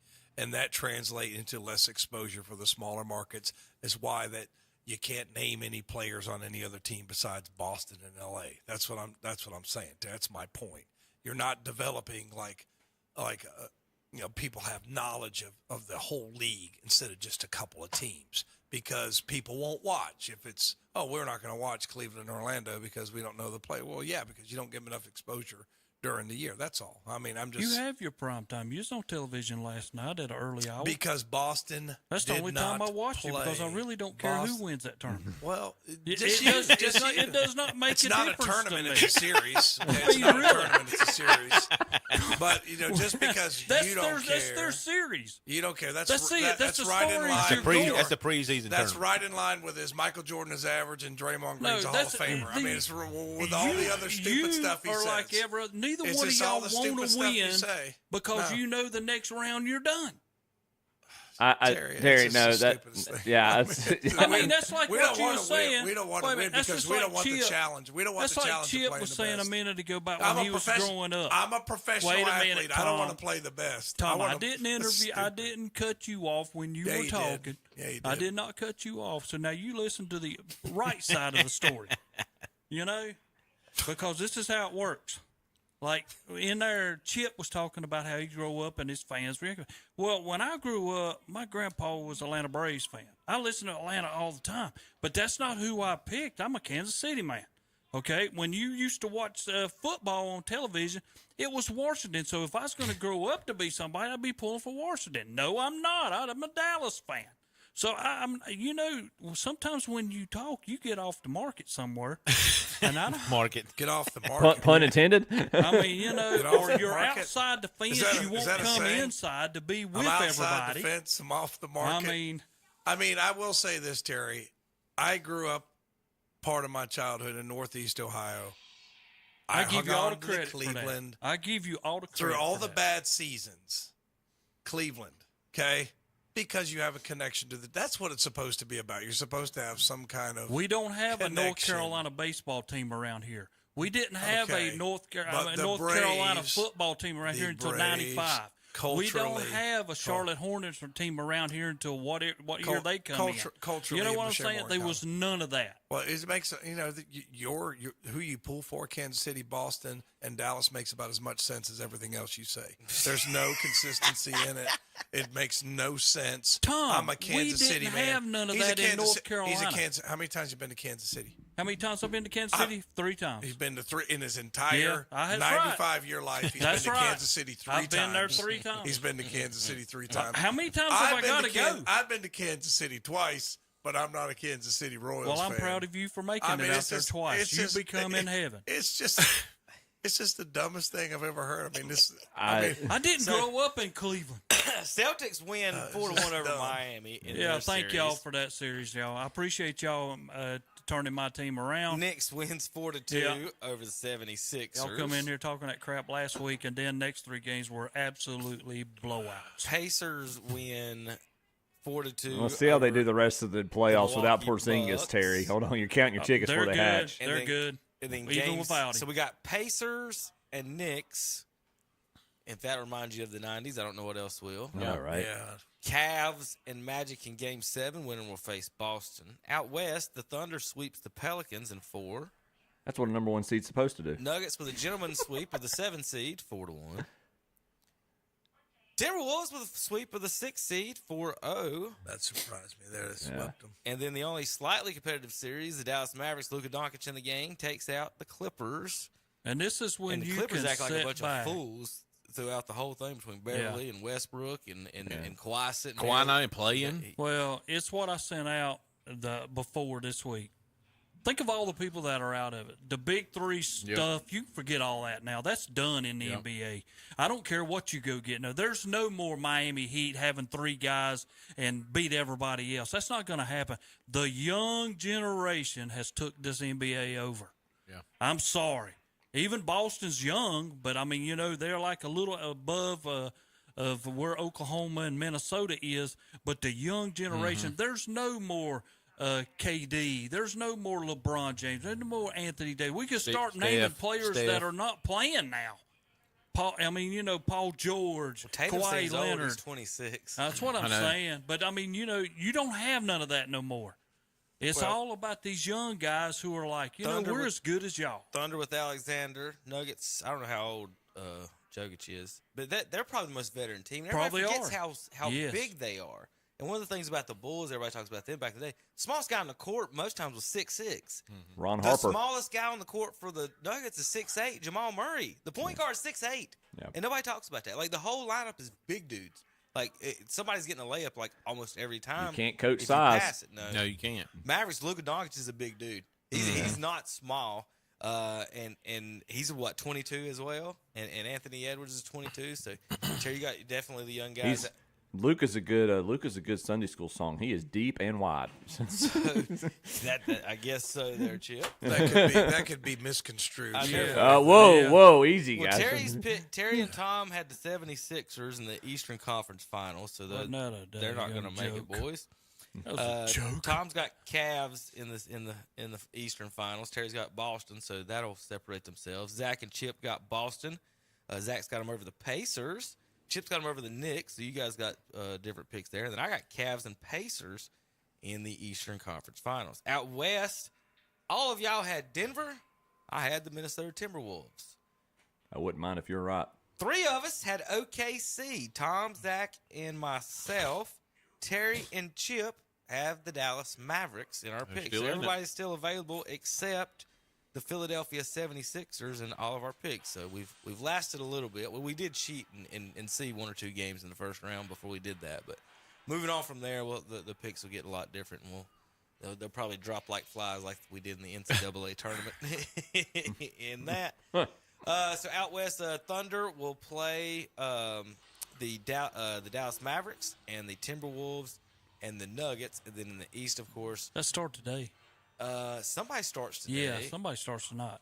Let's see. Saturday, May 4th, Timberwolves and Nuggets. That will be the most fun series of the playoffs. 7 o'clock. At least it's a decent start time where it's not like 9:30. Tell you what's 51 divided by 8. 6 something? Yeah, 6. Yeah. He wouldn't know unless you told him. What the? All right. I'm sorry he answered real quick. He just said, oh, yeah. So, yeah. All right, so Jokic this year averaged 25 points a game. 6 points a game came off post-ups. The next closest, Anthony Davis, scored 300 points the whole year on post-ups. That's less than 4 points a game. We are watching a different basketball than we were ever taught and shown. Mm-hmm. The second most points per game is less than 4 from a power forward. He's not even a center. And then Bam Adebayo is third at 288 points, so he's right at it. But Terry, there is no post game. By that, Jokic is the one, and he's only getting 6 points a game out of his 25. And the worst thing about him is a lot of times he's bringing the ball up the court. JP, we can hear all that, dude. Please turn that off. Yeah. He doesn't have his... Chip, tell him to turn that off. Turn that off. JP, they can hear you. Sorry. Well, anyway, back to that. So they're comparing Jokic to these old centers and stuff back in the day, and I'm like, I don't know how you compare them because he's 6 points. What's he going to do against the old guys when they go to the post? Post ups don't get Instagram likes. Like Dave Robinson, Akeem scored 40 on him. Yeah. Well, he's not holding Akeem to not 40 and 25. Just flat out. He did that. Dave Robinson. What's he going to do to Jokic? Didn't Denver sweep them this year? Who? The Minnesota Timberwolves. I have no idea. To tell you the truth, I don't know about the matchups. Yeah. We know they did. We know they swept the Lakers. That's just like me. This series they go 6. If it goes 6, it's gonna be hard. I mean, we talked about that. It's I hard to beat that Denver team. I understand you've got great guys and everything, but sometimes winning and how you play the game changes a lot. It goes back to what Kevin said too. They're so big. I mean, what are you going to throw at? Like, you only got so many tall bodies. You know, all your guys are not 6'8". Minnesota's got a classic NBA lineup size-wise. So and you got your shooting guard. You're about to find out. Now remember, Jokic has nobody to stop him. Right, you're Anthony. What? They got Rudy Towns and they got Gobert, but I agree with Terry. I don't think they can stop him. But here's no way. You can only hope to contain him. Minnesota's defense is a zone. Okay, so I've been looking and reading about this. What they do is they put Gobert in the middle as a shot blocker, and they rotate around. So it's not like they're not going to be pressuring someone man-to-man. They like to have him roaming the baseline as opposed – in all their games that I was reading, Gobert don't actually guard Jokic until he gets it down into the paint. So that kind of prevents like a mismatch off a screen switch or something like that. Then you got the 7-footer sitting in the lane. Wembanyama, if you're watching Spurs games, kind of does the same thing. But so that's their strategy is kind of what they do. So Terry, I don't, it might be one of those things where you just, to me, if I'm playing him, I would let Jokic score all he wants. I just don't want him throwing the cuts and everything. Be like, could rest of y'all play some defense? Yeah. Because if y'all just play a little defense behind me, he's not going to be like when you let Brunson or whoever, the main guy, get all of his points. We know that strategy. Let them get their 40.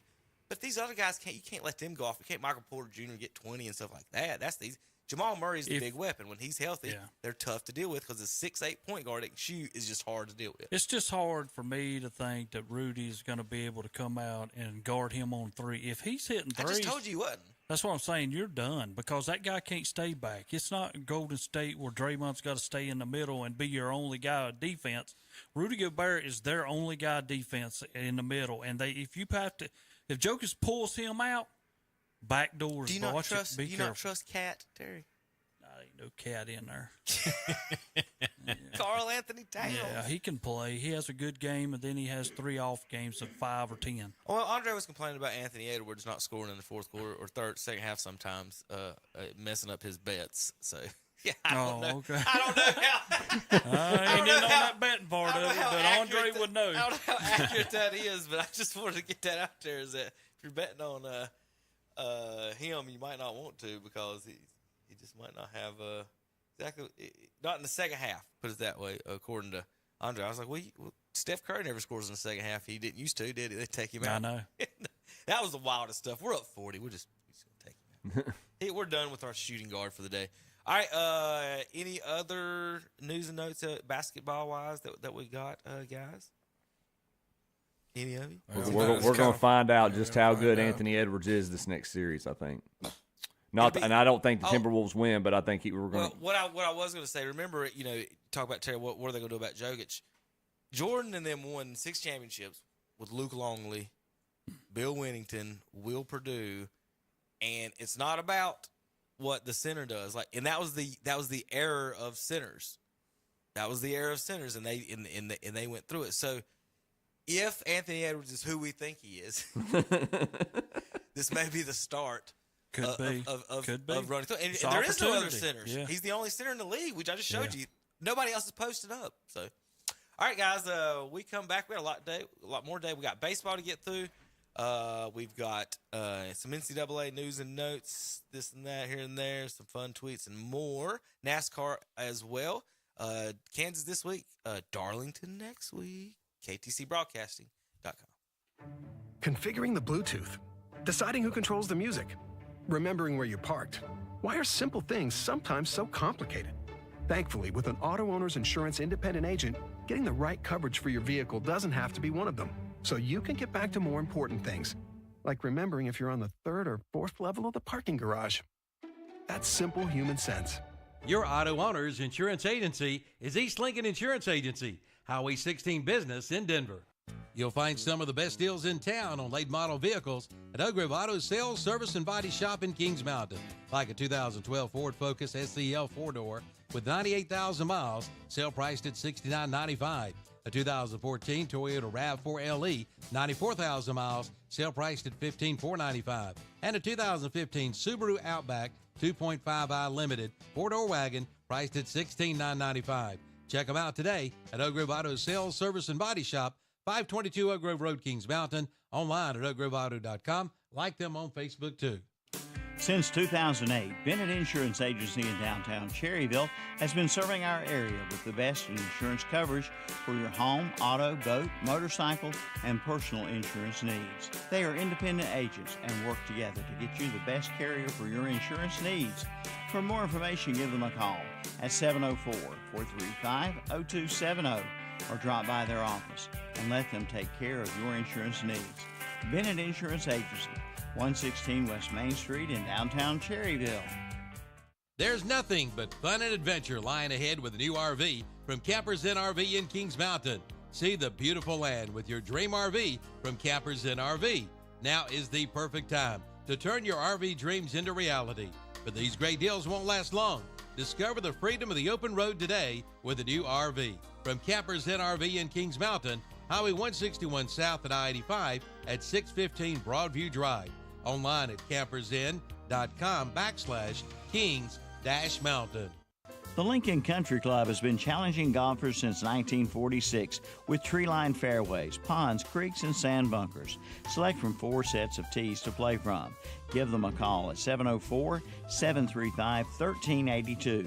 Again, 704-735-1382. The Lincoln Country Club, 2052 Country Club Road in Lincoln. Visit their website at golflcc.com. Have fun in the sun this spring and summer with a recreational vehicle loan from Carolina Federal Credit Union in Cherryville with rates as low as 5.99% annual percentage rate. This loan includes campers, boats, ATVs, motorcycles, and even tractors. Come in and apply now, but hurry, limited time offer. Again, recreational vehicle loans with rates as low as 5.99% annual percentage rate at Carolina Federal Credit Union, 1200 East Church Street in Cherryville. Online at carolinafcu.org or call 704-435-0186. Rates and terms are based on the evaluation of credit. And we're back on Saturday Morning Sports Talk on this May the 4th. So, Chip, out of curiosity, what's your favorite Star Wars film? That's easy. Empire Strikes Back. Oh, yeah, that's a hard one to beat when a most devastating line that no one knew except for 3 people in the original cast. Indeed. I would have, if I was stuck on a stranded island, I'd have a hard time between that and Return of the Jedi. Which movie I would take, because Empire doesn't have the Emperor for very much. So yeah, even if it's just for that small tidbit, but even so, I mean, pretty awesome when he kneels ask down. Terry. Ask Terry which one's yours? Terry could care less what we're talking about. So, I mean. What? Which one was your favorite? If I have to go by numbers, I'll say number 4. Number 4. That's not bad. The original, yeah. That's the first one. Okay, I can. That's number 1. That's number 1. That's always been my number, so I just picked number 4. I will say, I'm seeing surveys online about the best trilogy, and we've got a warped generation because we've got many folks that are voting for the prequel trilogies 1, 2, and 3 as the best trilogy out of the. The people that watch the first one don't have Twitter and vote in those polls. That's very, very true. Fair. I mean, that's fair. There's no like button on their VHS tapes. Yeah.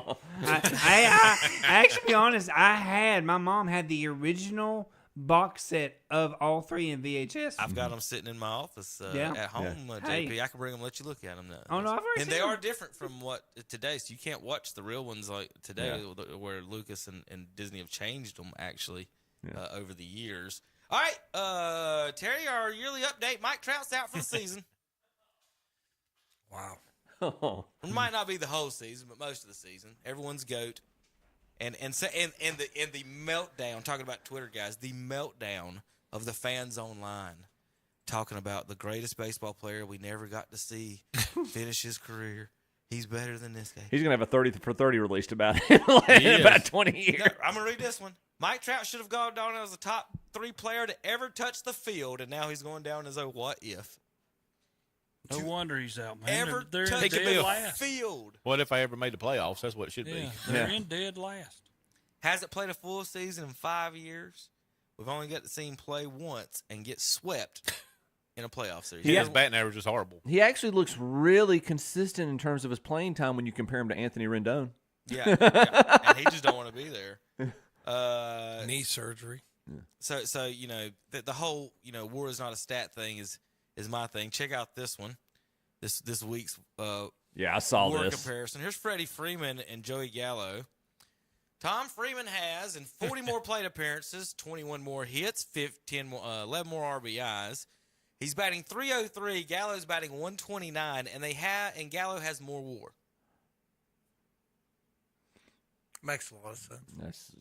Yes, can somebody explain that to me? How do you come around? Do you want the guy batting .303 with 1 homers and 16 RBIs, or do you want the batting .129 with 3 homers? I guess that's his only hits on the season and 5 RBIs. Give me the guy with the WAR. He probably walked 75 more times. Yeah. That's the there's your and they go by that. That's what they talk. If you mention Mike Trout, that word comes out of whoever says he's good's mouth. And they cannot say anything other than without saying the word war. And they've just been losing it this week. Like I said, I just want to show you. Hey, isn't there a song about that? War. Yeah. What is it good for? Absolutely nothing. Right. Okay. Well, it's going to be great if they make the playoffs now without him in the lineup and say, well, his wins above replacement. Yeah. Oh, God. How about championships above replacement? Yeah. We talked about this. Chip, I don't think you was on the show, but maybe last year or the year before. Mm-hmm. But you can now purchase the Atlanta Braves bullpen cart for $4,000. That would be awesome. Zach, you're looking for a golf cart. That's awesome. Zach. $4,000. You can buy the. I couldn't drive it though. It's got Coca-Cola on the front. That's you can wrap. Put a sticker over it. Put a sticker over it. Yeah. There's the Braves golf cart there. You can buy their bullpen cart for $4,000. Chip, do you remember, or do you ever have seen any of these in the past on TV or YouTube or anything? I've seen them occasionally. I brought this up on the show one time, and half the people had never seen them, and it kind of blew my mind that people didn't know about this. But yeah, you can buy a Braves golf cart there $4,000 there, Terry. That's all you need. That's awesome. I'd love to have all the money just to go purchase Buy that whatever thing. you Yeah, just buy stuff. Give it to Zach. Here you go, Zach. My wife would love that thing. All right, I don't know if you've ever seen this before.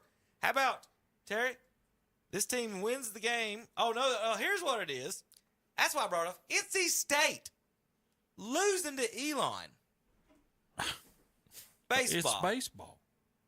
Now, Terry, if you guys would have won this game and made the Super Regionals, you'd be talking about this morning. It's baseball. All right, Tom, you ready for the announcers on this one? Now, what's the center fielder? This is there's a lot going on this video. So listen to the announcers, watch the center fielder, and here we go. Chip, you got to be muted. And the pitch. Strike three! Strike three! All right, before we watch any more, the center fielder has this phone in his pocket, Terry. It's awesome. So confident he's about to strike out your Wolfpack, he's videotaping it. Wow. And start celebrating on the strike. Well, first of all, where are we playing? At some outdoor place? I mean, I'm sorry. It's an all dirty Look, Cherville look City at Park. the buckets laying back there and the woman standing up. This is a college game baseball game. That's what I'm Are saying. you sure this isn't a club game? No. This must be interviewers. I think that's a in club. the school. That's a club game. That's not the real. That's a Elon Stadium. I've been there. That's not where they Zach, play hit the baseball. hit the Do it audio. again. Strike three! The birds are dancing! The birds are dancing! Elon wins! They clinch their first ever playoff berth in program history! Come on! Maybe it's on a neutral site. Come on! Let's go! That's Hey, you know, There you stand. have it, folks! Elon clinches its first ever postseason berth! We will see you next weekend. Something's The up. absolute seeds here at Francis Field, folks. Thank you all so much for being here with this journey with us. We cannot wait to bring you guys the playoffs. We will see Where you the then. heck is we'll that be playing at? Virginia Tech next week, May 10th, I want to say. We cannot wait They to bring allow it to no you. fans. We will see you then. And Alex, I got one question for you. What the hell is a hokey? I don't know. He wanted to know what a hokey was. So you talking about the guy with the phone in his pocket? Yeah. I'll never forget playing. We had one guy got to come in his little inning In senior little league, and every time I was center fielder and he'd be in right field, and I'd look over there and he had took a yoo-hoo out there. He's drinking a yoo-hoo behind his glove or eating a whatchamacallit. Oh, those are good candy bars. I got one. I got one. I'll tell you. I can't tell you on air. I've got the question. This is the question of the day for you guys. Trivia of the day for bases. We're on baseball, right? Mm-hmm. Sure. We are now. What was we on? Yeah, we did Yeah, basketball. We ain't even All right. understanding. Despite having 20, only 4 players in Major League history have stolen a base in 4 different decades. Okay, How many players? 4. Can we In Major League history, Can we call them have out? stolen a base in 4 different decades. I'll give you the hint. Here's my hint. 3 of them played in the color television era. Can we just call out names as we go? Yes. Ricky. He's one of them. That was the easiest one. Chip wanted to jump in there. Yeah, let me get one in. let me get that one out of the way. 4 different decades here. That means they played pretty good 20-something years. Lou Brock. And could steal bases for 20 years. Any guesses from anybody? Lou Brock. Give me one. Is that exact? Terry, you got a guess? I'm just guessing Ty Cobb. Nope, he's not the black and white one. Let's see. Tommy? Color. 3 in color 3 in television area, color 1 in television. black and white. Ozzie Guillen. No. Ruben Sierra. No. They are Hall of Famers. All of them are Hall of Famers. Ozzie Smith? Ozzie did not. Okay. That's a good guess. Yeah, I was about to say he played long enough. 70s, 80s, and 90s. He didn't Yeah, play in that's- 4 that's the- decades. actually- That's the thing. You got to play. Yeah, I was trying to get into 70s all the way up to the beginning of the 2000s is my range. Is what I was thinking. So I was thinking late 60s up to the 90s. That's good. That's a good guess too. All right, so I'm gonna give you the 2 color ones. Tim Raines. Yeah, I can see Okay, that. yeah. And Omar Vizquel, Tommy. Huh. Mr. Indian. Wow. Does it have his yours playing on his? Now, the 4th one in Vizquel. black and white. Despite having a career 24 stolen bases. He stole a base in 4 different decades. Babe Ruth? Was it? It was not Babe Ruth. Okay. But you're up. You're starting. You're in the right campground. Area. There's a fire somewhere. You're near it, but it's not. It's not a Yankee. How about that? Roger Hornsby? No. The answer, and he also went to war. Teddy Williams. Baseball. Wow. Ted Williams stole 24 career bases, went to war. Arguably, in 4 different decades. Teddy Ballgame. Greatest hitter of all time. No. Arguably. No, yeah, arguably. Listen to him, No. Yankee fan. You guys and Terry have no shame when it comes to pulling it. There's only one batter in the history of baseball that's top 10 in career home runs and top 10 in career batting average. And Tris Speaker? Mickey Mantle? Nope. It ain't Mickey. It is Tris Speaker. No. Nope. Well, it's this stupid Yankee that nobody cares about. Who is it, Chip? It's the GOAT. Rogers Hornsby, then. No. Cardinal bias. What? Nobody else hit 403 times. Nobody else hit, what was it? Babe Ruth was not just a big fat guy who struck out and hit home runs. Yeah, I did see Terry, did you hear our Shohei Ohtani stat last week? Yeah. Oh, sorry, I'm not And Terry. Babe. Yeah. Well, they had the exact same stats through now. Mm-hmm. Is that not wild? Mm-hmm. Is that not cool? You don't think that's cool? Would you eat a candy bar called Shohei Ruth? Or baby Shohei? Baby Shohei. Baby Ohtani. Baby Shohei. Baby Shohei. I don't bet on a guy who gambles. God. He didn't gamble. His interpreter did. I'm sorry. Allegedly. I'm sorry. White Sox. If he is a Major League Baseball player and he is so exceptional at what he does, nobody in this world can tell me I can lose $4 million and never know it. Sorry. When you're making 154, don't seem like that He much. don't make but $1 million a year. There's the problem. He probably needed it. This year's White Sox lost 22 of 25 games. It's only happened twice before in Major League history. The 88 Orioles and the 03 Tigers. They lost what now? 22 of 25. Oh, my gosh. First game. Awesome. That's really bad. The Cardinals haven't had back-to-back losing seasons since the strike season of 94 and 95. Then they got La Russa and traded for McGuire and all those guys. The only other season in back-to-back seasons in team history, guys, and we're talking about this is why the fans are booing this owners. It's only happened once before. You're not in last. 1958, Terry, and 1959 is the last time Cardinals, and the only time they had back-to-back losing seasons. But you're not in last. And they gave the coach an extension. We are not the smelliest turd in the toilet bowl. In the Central is a turd bowl. I agree with you, Terry. You're only 2 games away from being 500.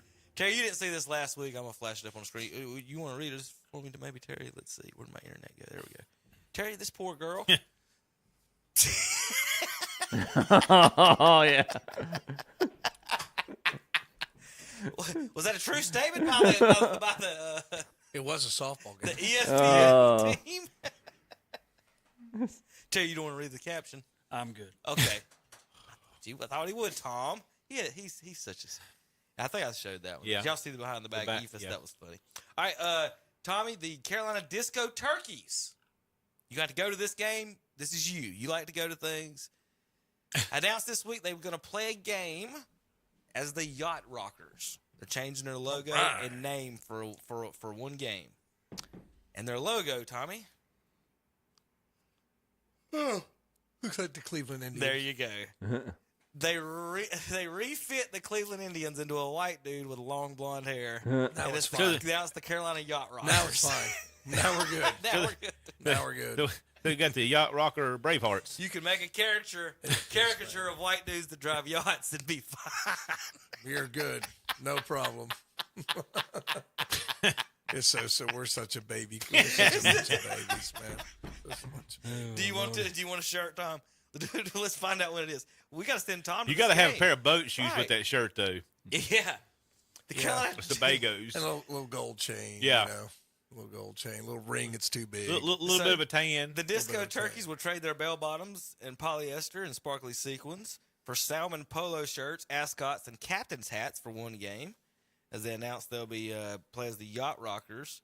They're going to be changing the vibe from staying alive to sailing. You might. So there's your logo. You might have to pull a Panama Jack shirt out for that one. Yeah, there you go. There you go. Copper tone. Tommy just did. I mean, I think it's the feathers the problem. Maybe I'm not. That's the problem. All they need to do is put sunglasses on the Indian. The logo, which is said to meant to stir conversation, talking about created by the Disco Turkeys, unveiling comparisons to Chief Wahoo, of course. The hometown is in Winston-Salem. Let's see. Says they don't exactly play near a body of water, so why they're the Yacht Rockers. July 5th is the game, Tom, at Wake Forest University's Couch Ballpark. You can go see the Yacht Rockers. So put that on your Google Calendar. You've got your phone out. July 5th, Terry and Tom, front row for the Yacht Rockers. I was looking for a T-shirt. I was seeing if they were selling. Do they have them yet? No, I didn't see it. Oh. But I would definitely get one of those. But it's funny, man. Like you mentioned yachts, where they are. You don't realize how big they are until you've actually gone up and seen one. I was in Providence. You talking about a yacht? Yeah, I was in Providence, Rhode Island one time, and there's old money up there. That's on account of we don't never go nowhere. Well, Terry, you can't go anywhere anyway. Your wife won't let you. But our yachts are in the backyard of fishing boats. I mean, it's those are. I mean, and they're so enormous, man. It's kind of like, oh my God, I can't believe that floats.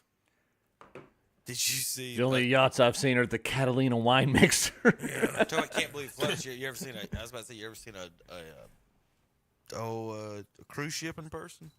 It's ridiculous how big. No, see, I don't think I've ever seen one. No. All right, let's see. We've got. This is highlights from the Angels Tigers, and it doesn't have anything to do with Mike Trout. We got a goose on the loose. Thank goodness Randy Johnson ain't nowhere around. No lie. Well, that's right.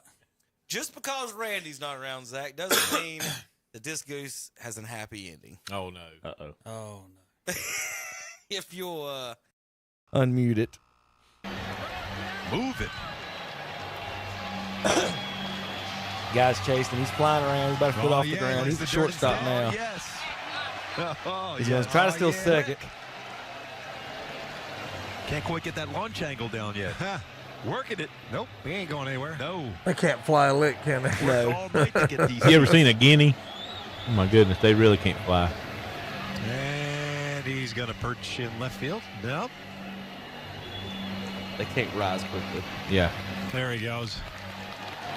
He gone. He's cruise control now. They're taping this. Bam! Oh, Lord. Feathers everywhere. He's still alive. Feathers everywhere. Did it live? Yeah, it was walking. Watch this. Yeah, dude. Watch this. Broke his neck. No, watch this. Watch this. Now, wait till it hits. Now, look. He'll get up. There he goes. He's waddling off. He's walking away. There, see his head to the left. Yeah, he's walking away. His head is somewhere over here, folks. Now he's going to have to walk out of the stadium because he can't get a running start where he's at now. Can somebody let me out the front door? That's terrible. Move it. No. That's horrible. So that was in Detroit. That's a Detroit goose. Man. This is so bad. That's so bad. All right, who's winning that Central, boys? Y'all fighting it out. I know as Indians, Guardians, if you want to be politically correct, have been struggling a little bit here lately, 4-6 in their last 10 tough series to the Braves, and then they lost 2 out of 3 to the Astros, I believe, and they got beat again last night by the Angels. They're just, Look at the Twins, look at them. 10-0. 10. 1-11 straight now. After 10 last night. Yeah, 10 or 11 in a row. So, but you guys are sitting at the top. Bask in the glory. For now. But look at the whole division except Chicago. Yeah, that's why I was just looking at the same thing, Terry. Detroit's 18-14. Maybe they've all beaten Chicago. You know, well, we do have a lot of wins over Chicago. Look at Oakland, almost 500. And everybody talked about how they were going to be the worst team. I don't. Kevin, you might be bringing this up later, so I'm sorry if I'm ruining it. I saw online there's an Oakland A's season ticket holder who has refused to go to any of the home games, but he has bought tickets to all 81 of the A's away games, and is going to all of their away games. God, what a dork! Like, that's loyalty, right He there. could have just bought the MLB network or whatever it is and watched them. Jeez. This is when you got too much money. Hey, I know, right? He had How enough. much He had money do enough you money to have? make a He point. could have bought the Braves golf cart. Yeah, Season tickets on the road is way more expensive. I would Is that cart assume. still for sale? Somebody bought it yet? Surely somebody bought that for $4,000. Oh, yeah. What? The cart. Oh, I don't know. We're just talking about people with too much money. Because I might buy it and just like repaint that helmet. Put an Indian sticker Put on it- it. I thought Put Chief Wahoo right over that joker. Look, I don't have a lot of money, but I might have $4,000 for that. Jackie 50th birthday. Yeah. Tom's going to roll that thing out. He's going to put hydraulics on it when he comes out in front of all us at his birthday Hey, party. bring that to Uptown in a couple Sundays, Tom. If you're wondering what to get Tom, he wants a golf cart with Chief Wahoo logos That's all over right. it. So you just hook him up, folks. But they are in first, half a game above the Royals now. Twins 1.5. In the East, Orioles in first, Yankees second, Red Sox above 500, Blue Jays and Rays below. Out West, Mariners and Rangers slightly over 500, 1 and 1.5 in 2 games over. Everybody else is under. Surprise, surprise, those Angels in last place. Phillies in first, half game over the Braves.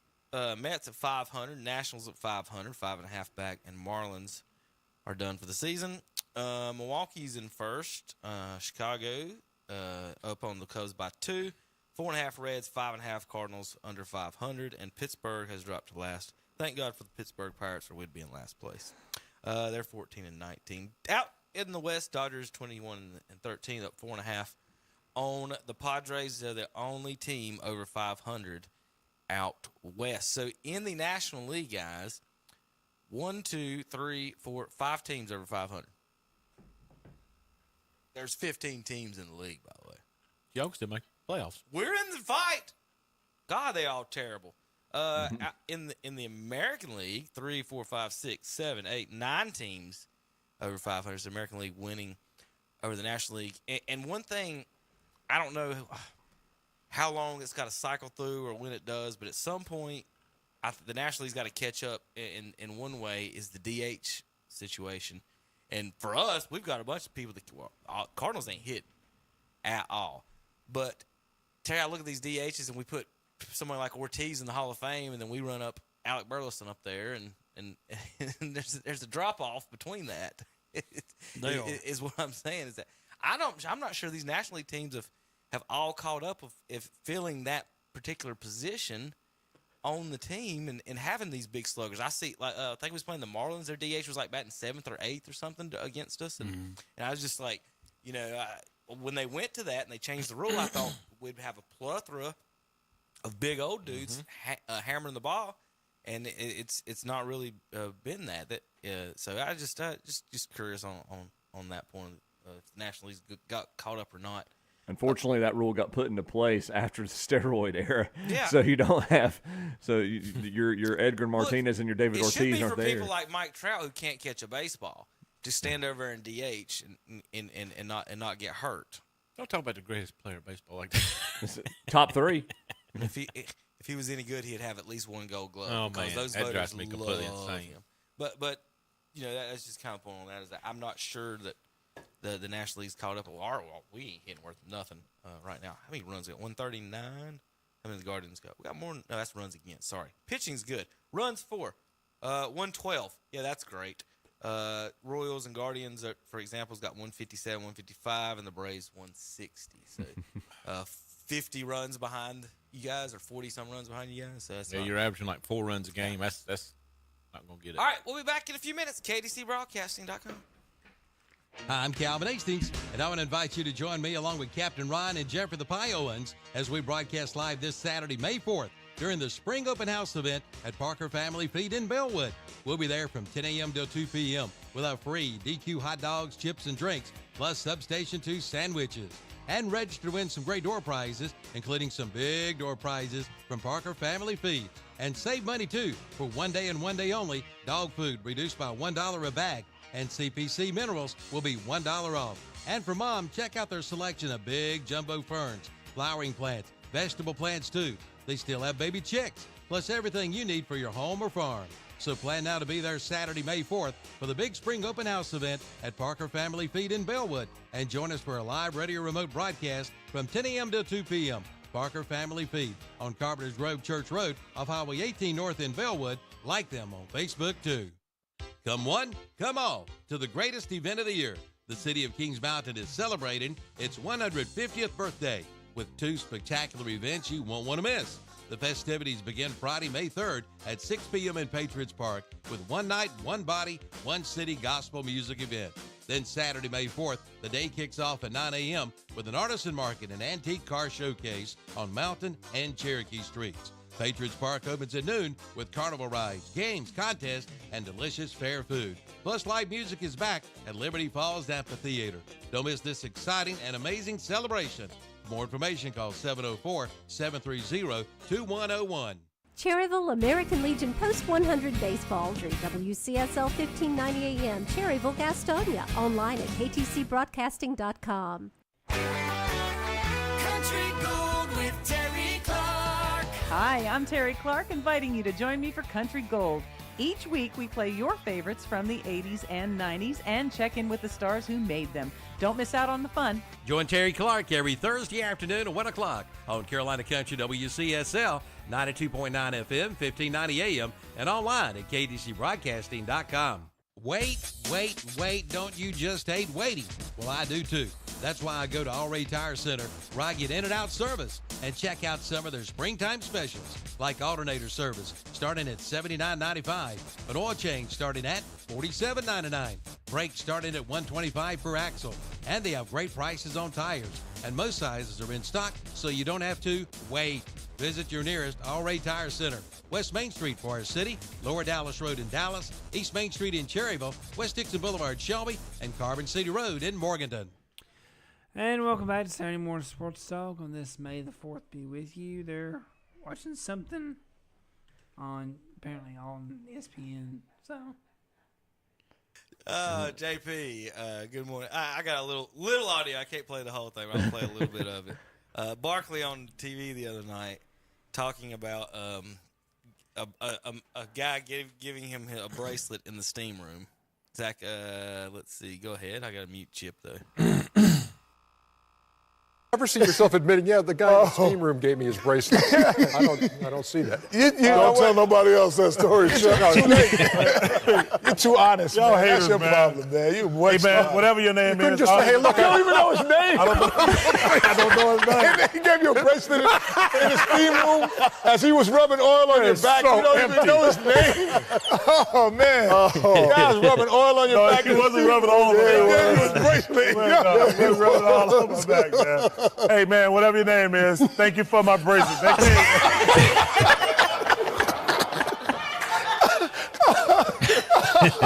Oh, God. Get out of here, man. Go to Boston. Lost a cup of water out there. Oh, my God. Look at this. You got me crying, man.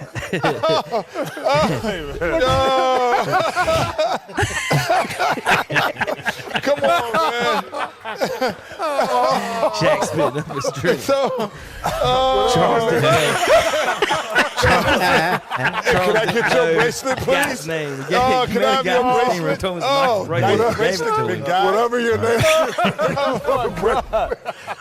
Whatever your name. Whatever you are, thank you. Man, thank you. Oh, my God. Oh, my gosh. He's so funny, like regular, like You talking about Barkley? Yeah, he can tell funny stuff. But the people who are unintentionally funny and don't know their surroundings and then combine them with that they're funny, that just makes it hilarious. Oh, yeah. Because he's just my son's kind of like this. Like, he don't know his surroundings and you know, just don't pay attention to things around him. And that's just like Barkley. He just didn't. Yeah, I just met the guy in the sun. Nonchalantly tells the story. He said the cuss word on TV. It was funny, man. Shaq about lost it on that. Oh, pretty good. Well, welcome back to the show. NFL news and notes. And speaking of having a laugh, guys. Oh, boy. We're going to go to the Panthers for their new wide receiver, Boomhauer. Plays for the Panthers, Zach. Have you seen this? I have not. No, you have not.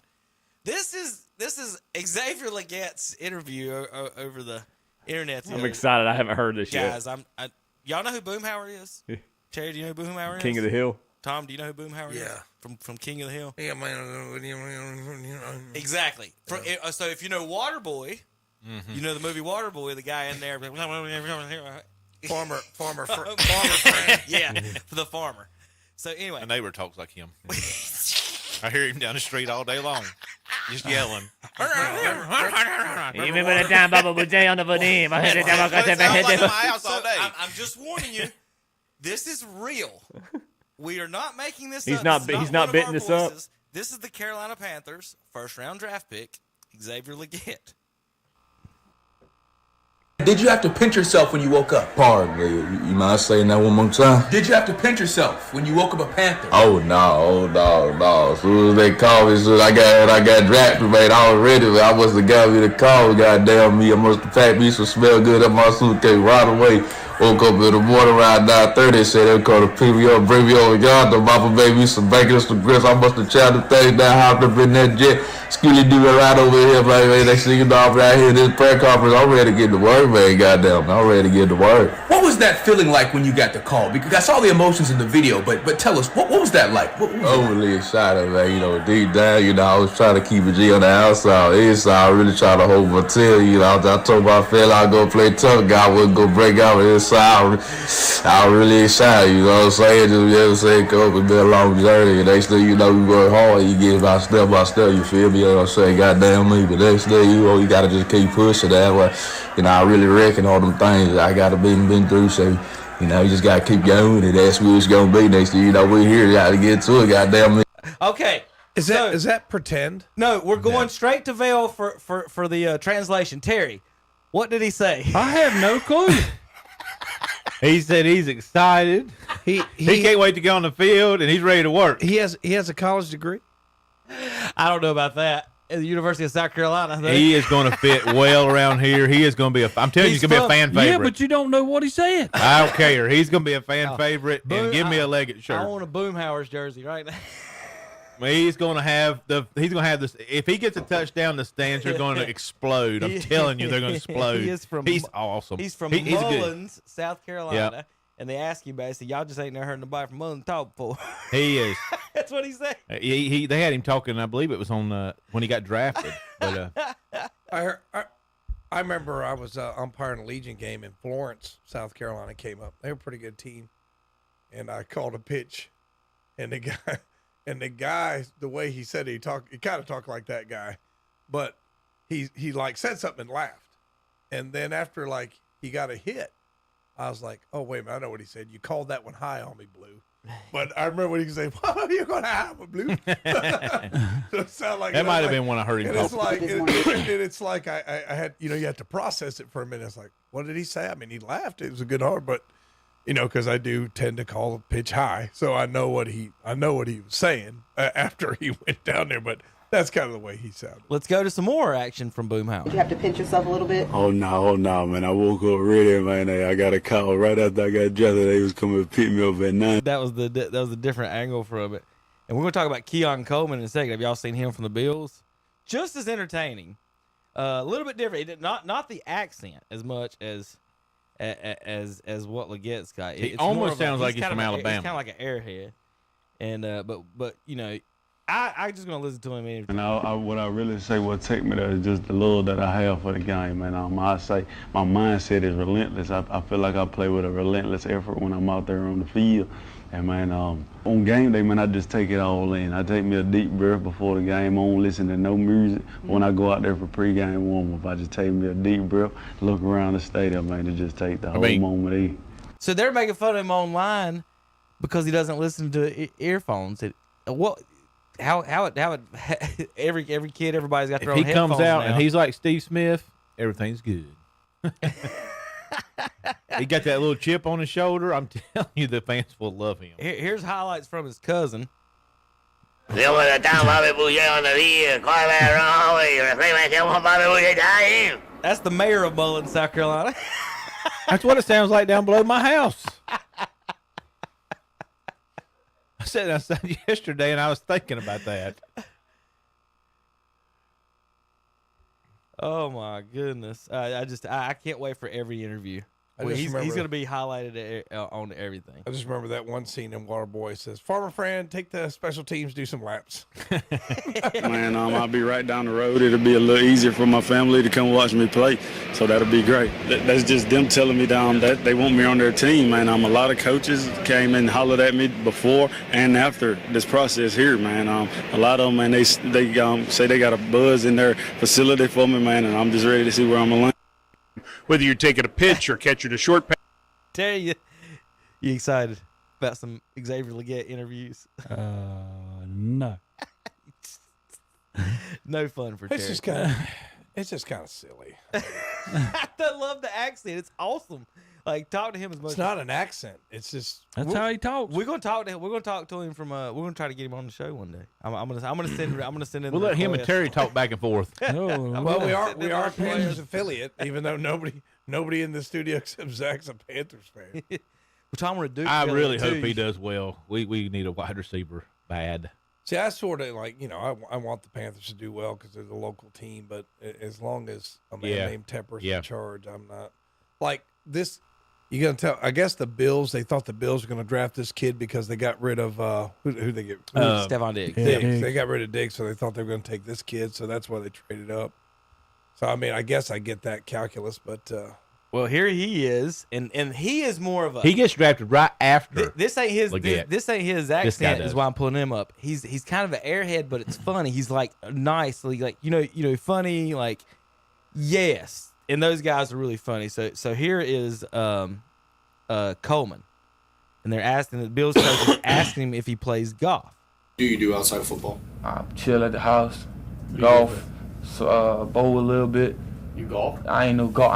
I'm Tiger. Wish he could. I'm not Tiger Woods. I'm Tiger. Wish he could. I'm not Tiger Woods. Tiger wish he could. I ain't no golf. I'm Tiger. Wish he could. I'm not Tiger Woods. I wish I could putt it and do all that. Them boys out there shooting 5 under. I ain't doing all that. I'm like TV 5 to hit just to put it in. But I'm gonna go have fun. Like it's controlled chaos. You frustrated, but you can't get mad. Pull a muscle in your back trying to hit the ball. So it forces me to stay calm and just swing. Just have some fun. What do you do outside of football? How do you take his golf analysis there? Those words right there. All right, let's see. I got a couple more from him. He's just a treat. This is him going into the cryotherapy room in Buffalo. What you going there with your boxes? Yeah, usually we'll print like Yeah, he's wearing a coat. Step in this hole. It's not cold. This one's cold shaker. Hey, boy, that's enough to freeze my pants, boy. We trying to go roll in the snow too? Boy, I just made a grand. I feel like cut the lights off. I feel like the Undertaker. Let's do it again. we gotta reshoot that. We gotta put his music on. This ain't John Cena. This is Undertaker right here. Watch all the smoke come out of here.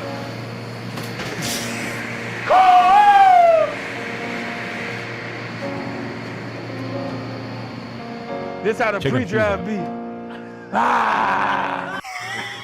What you going there with your boxes? He had some cool Jordans This dude's on. a character. I got one more when they drafted him. So he's a wide receiver too. Yeah, he was right after the Panthers pick. So he would have been the first pick in the second round, I guess. So this guy is so good, Legette, that the Panthers traded. Yeah, so they get him instead of that guy. Okay.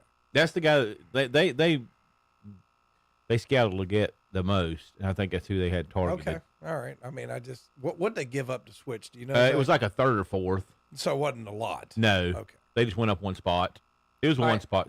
Here's he is talking about. They were asking about living in Buffalo and it being cold, and he played at Michigan State too. So he's kind of reminding him, and he's talking about his coat. Nah, man, you forgot I went to school in Michigan for 2 years? Guess where I got this from, though?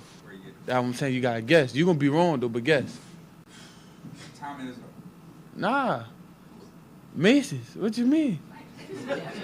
They be on sale on the rack. All the colors. They told me Look, those. $79, $89. Nice little deal. You can get the trench coat for like $100. Nice little. I'll take you there personally. I might go get some more colors. I need a blue one and another red one. I'm with you. But definitely get the blue and red now. See, not I the ain't Steelers. know nothing about Thanksgiving. You see, I shop like my mom. I get my coats in the summertime. You gotta shop a season Yep. before. Yep. Just in case, That's smart right cheap. there. Yep. Cause you go at Thanksgiving, everybody in Thanksgiving. You know what I'm saying? Who we starting with? Oh, we could go. Oh, my bad. Hold up. Y'all can hear me? This on? Or this off? All right, bro. That's young Barkley right there. He's so fun. Like he's just everything. I mean, it's God. He'd be good for the locker room. Carefree. If I was 22 years old and a millionaire, I'd be pretty carefree. Yeah, too. you're He- right. He'll keep the You're locker room exactly calm. right. You know, so I can stretch, get a little workout in. I go down. I was at my hotel on my 30th visit. I asked the woman that they had a pool. You know, so I can stretch, get a little workout in. I go downstairs, so I get lost looking for it. Guess what I find? An ice rink. I said, what am I supposed to do with that? An ice rink, like a hockey rink. But I'm gonna go skate for it. I don't ice skate. I've done that probably when I was 8 years old. They got the 2 ice rinks in that hotel. I'm looking for a pool, you know, so I could get a little workout in. It's 30 visits. Man, she was like, a pool? I'm like, oh, bro, y'all don't have one. I'm like, dang. The last thing I was expecting was a hockey rink. Buffalo, we got ice rinks. How cool. I said, ice rink? I said, that is out of the ordinary. I was at my hotel on my 30th visit. Instead of a pool to college. I think they lost the recruiting one on that one, don't you think? Oh, but he's just a treat. So anyway, back to the NFL news and notes. Anything new on the draft, guys, for your teams that you guys want to comment on? What's going on? Not the draft. Zeke's back.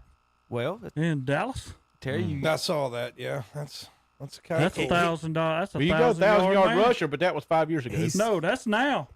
That's now. No. I'm gonna tell you what. No. He had 642 yards last year and had a 70-yarder call back, so that'd have been over 700. He's got a better offensive line in Dallas. He'll have 1,000 yards. Terry. No, he won't. Wait and see. He'll have 1,000 cheeseburgers. Wait and see. And some weed. Terry.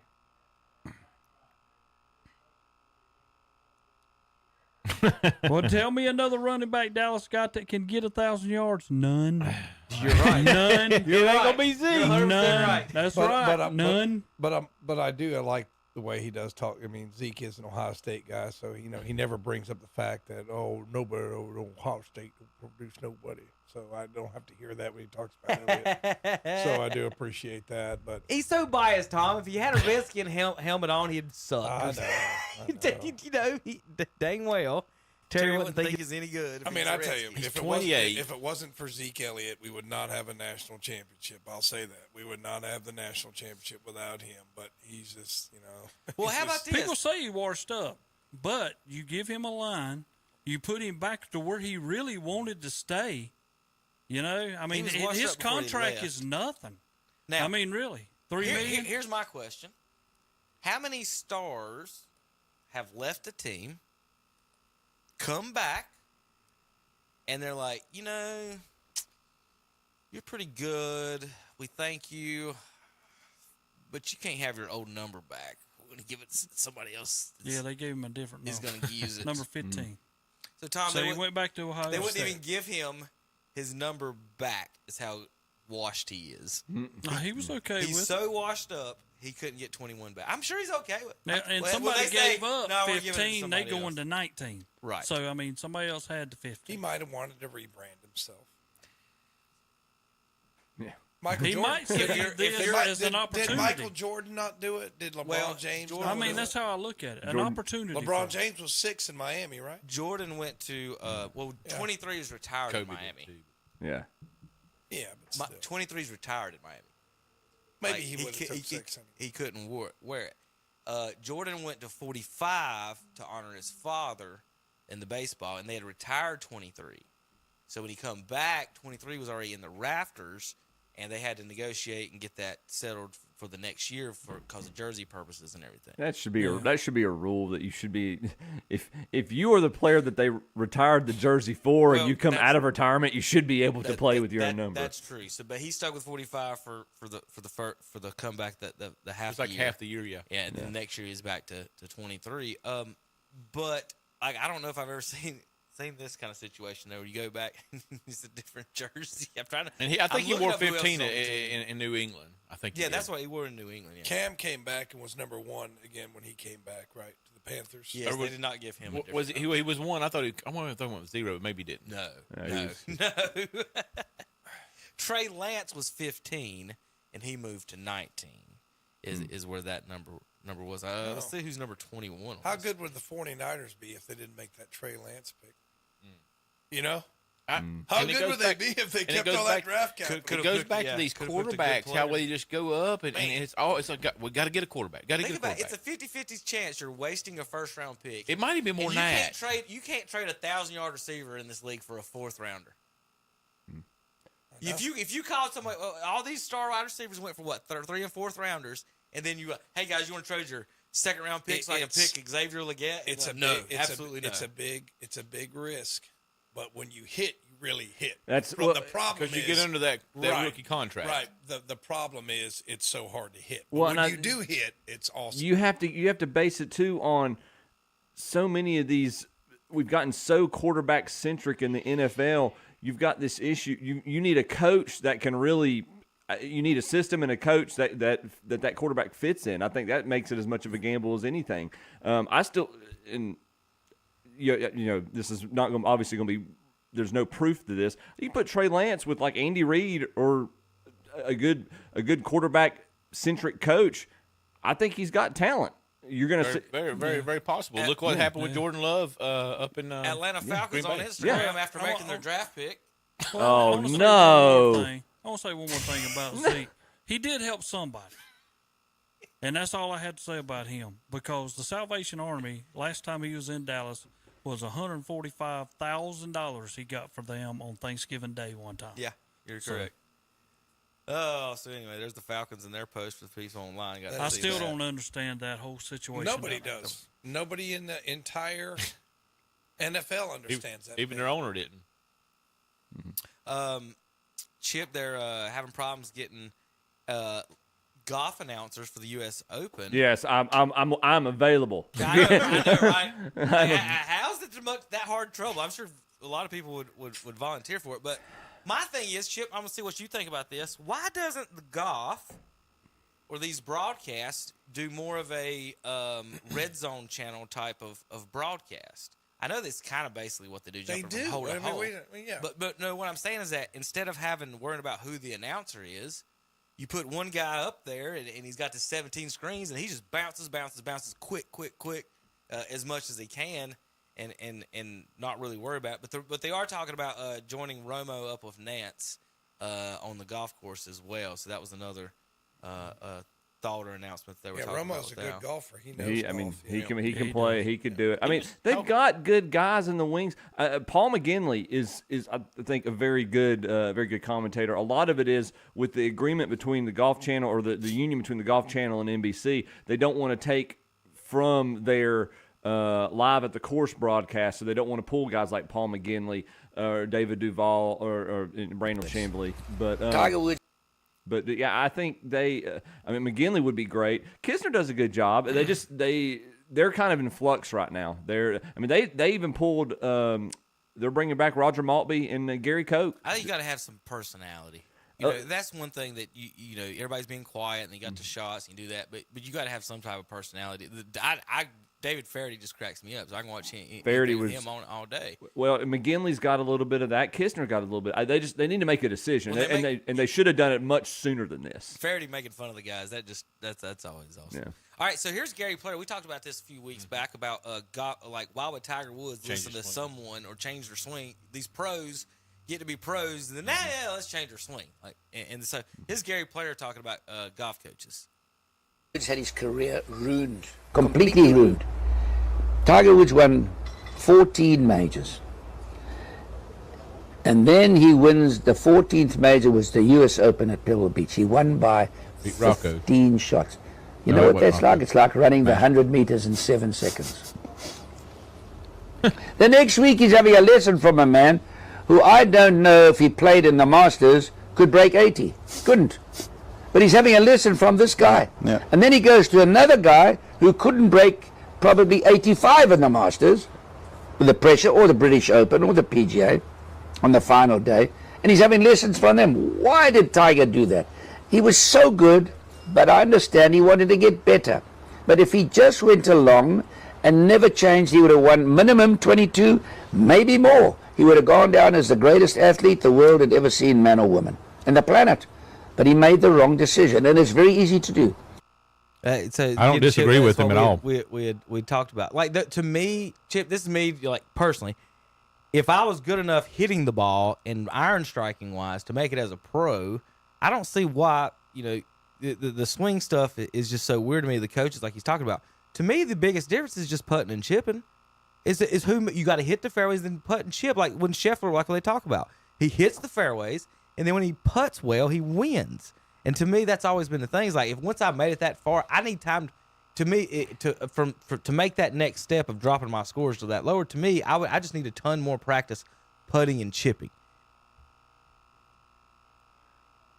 It's a lot, and you got to respect his stature in the game, his legacy. He pontificates a lot of opinions I'm not necessarily a fan of. If you listen to Tiger's perspective on why he did what he did, he started out with Butch Harmon early in his professional career. Harmon, and the results are undeniable when he was on. He has the record for the largest margin of victory in the Open Championship at St. Andrews. A month before, he had the largest margin of victory in the U.S. Open at the time at Pebble Beach. It was part of his Tiger Slam. The results were phenomenal. Tiger will tell you when he was on, when that swing was grooved, he was unstoppable. The problem was that month, those 2 months, yes, he was on. But he said it did not show up consistently at that point in his career. The measure or the realm, the spectrum from good to bad was wider than what he was comfortable with. He wanted to be able to be more consistent in championship golf. After the Tiger Slam, you saw his results drop off. That's when he went to Hank Haney. He was trying to get a more consistent swing that would hold up under pressure and still be consistent. So I understand what it looks like, the optics of it due to the results he had in that 1 year time frame. But he was and Haney gave him success. He won the majority of his I think he won the majority of his majors with Haney as his swing coach. So you could make the argument that was successful as well. So part of it with Tiger was he put so much torque on his body. Such an aggressive swing, put so much pressure on the joints that it was, when you compare his swing to like Phil's in Phil's prime, Phil there was not as much torque, not as much pressure on his joints. Phil's got a much longer, a much farther flowing swing, so that he generates his close head speed more naturally versus the torque that Tiger was trying to create with that. So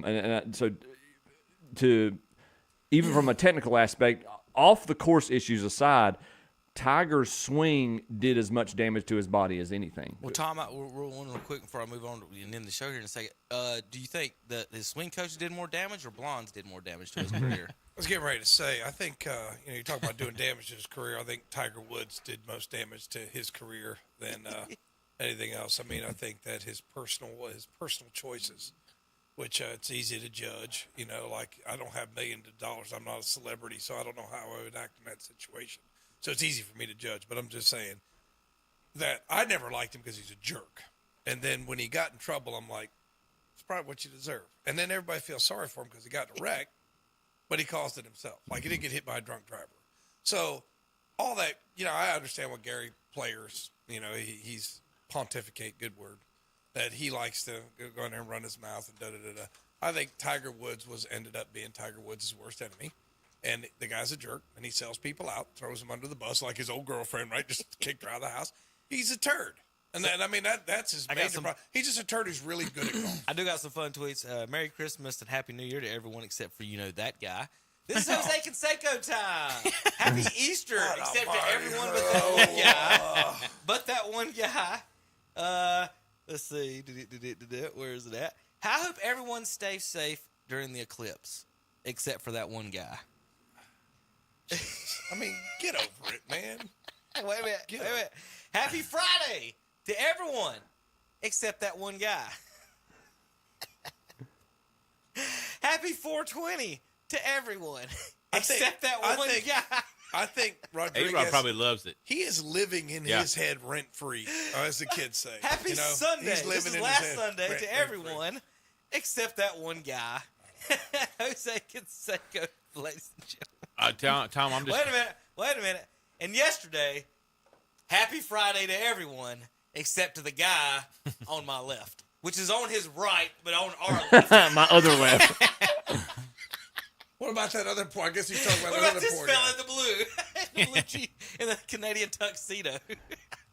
Whatever. I'm just glad Tiger doesn't have a sweater vest, Tom. Yeah, I know. It would have shut everything down. Hey, Kevin. Millions of dollars in a sweater vest. Hey, Kevin, Been over with. one last thing about golf here, and this is just to credit to Scotty Scheffler and the level of dominance that he's had right now in the sport.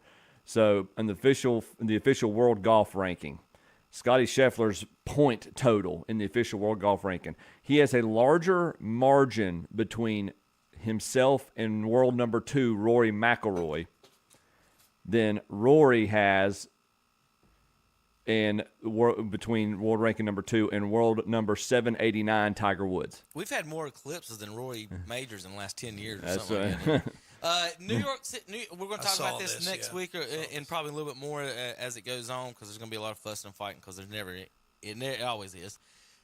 North Carolina lawmakers introduced a bill to require North Carolina and NC State to play other North Carolina universities, ECU, Appalachian, and Charlotte in football, men's and women's basketball. They say it's what fans want to see, and it's a good way to do it. To get our government so big out of everything. Get out of this. It's not your business. Well, it actually is, guys. Those are They're state. run Those are by state the schools. state, What are y'all guys. talking about? I mean, they're state schools. That's exactly what they are. I get that, but this. Y'all just ain't Duke and Wake Forest. Why should the state govern the state-run universities? Get out, mind your own No, business. that's not what we're saying. Real quick. But Tom, if you follow the tweets on this and read the replies, the NC State fans are squirming so hard to get out of this Appalachian State battle, Terry. You guys are leading this fight against it. It's the Wolfpack that are wanting out of their fight. I don't understand why. Alabama said we've already got out of rid of App. We don't have to play them no more. App's never beat them. But yeah, App's never State beat us. is the one. State is we the don't school want to go pushing play against it. ECU. I Unless guess you're honest about it. I would just say seriously, UNC. Okay, you're going to play ECU this year, App this year. That's what Charlotte they're trying this to year. make them do. But no, like you're going to play them once in a 3-year period. Like stagger it. Right. Is that Okay. what they said? Is that what they said? Or are they That's going to how have to it play should them every single year? Well, it's kind of you got to think they got 4 away. They got 4. Right, because they only have so many. Non-conference. They only have so many non-conference. So I would say if you do it on a rotation, you're going to play them once every 4 years. 3 or 4 years. But which teams get the rights to play them? Why would Charlotte get the right over Western Carolina? It's not the. Come on. No, Tom. Western Carolina's been playing football for 100 years, and Charlotte's been playing for 5. Are we not doing one of them things where we talk about who Alabama goes to play? That's what you're doing here. Right, but no, real quick though. That's not. No. That's them choosing weak That's opponents. not even the same. It's the same. But What it's I'm there's saying a real quick is that similarity these to are it, all in the yeah. North Carolina system. Appalachian State can beat Chapel Hill in state. They can't beat State. Bull. Okay, crap. They have never beat State. How many times have they played? Back They, to the when Western they Charlotte. won the How many national times have they title, played? when they won the national title, State beat them. How many times have they played? You know, How many times have they played? 2 or 3, something Okay, like 2. that. They It's not can't be. They many. played them 2 times. They can't beat them. Okay. Don't count they go beat Carolina. Don't mean they can beat State. What kind of crap is that? Our football team is better than Carolina. There needs to be a placement test for this radio station. I understand. What are you saying? You can't get on the radio unless you actually know something. All right, I understand. Real quick, Yeah, let me finish yeah. up the show. My point was, as far as they didn't mention Western, I haven't read the the actual wording on this. I'm guessing because Charlotte is in a group of 5 conference, Right. Western is not, is where I'm going, where I'm Okay. guessing. My only thing is, though, Western definitely has a legal argument, considering this is government-run schools, and if you're going to allow Appalachian and Charlotte to get the Western benefits of should be having in to it. play them, Western's got a huge argument. This I now, UNC agree. Asheville don't have a football team, and Greensboro don't. But the other university schools, like Western Carolina's got a football history. Wilmington for them doesn't not to have a have, team. Wilmington doesn't have a team. that's what I was like, for them to not have a say in or at least get to be on the rotation. I don't think. Like, why wouldn't you want Western? They're already on State's rotation, aren't you? I thought I saw it yesterday. Y'all play Western in 2 years. It's coming I think. up, yeah. So they're already on. I mean, State's. why don't we just play everybody in North Carolina? Well, this whole yes, Catawba. I understand We'll they're go over there and play state-run Catawba. schools, We'll but go over and play Terry, Gardner these West. North Terry, they're just saying you don't. They want you to play App instead of Louisiana Monroe. Correct. They want the money to stay in state. Correct. And the fans to fill the stadium.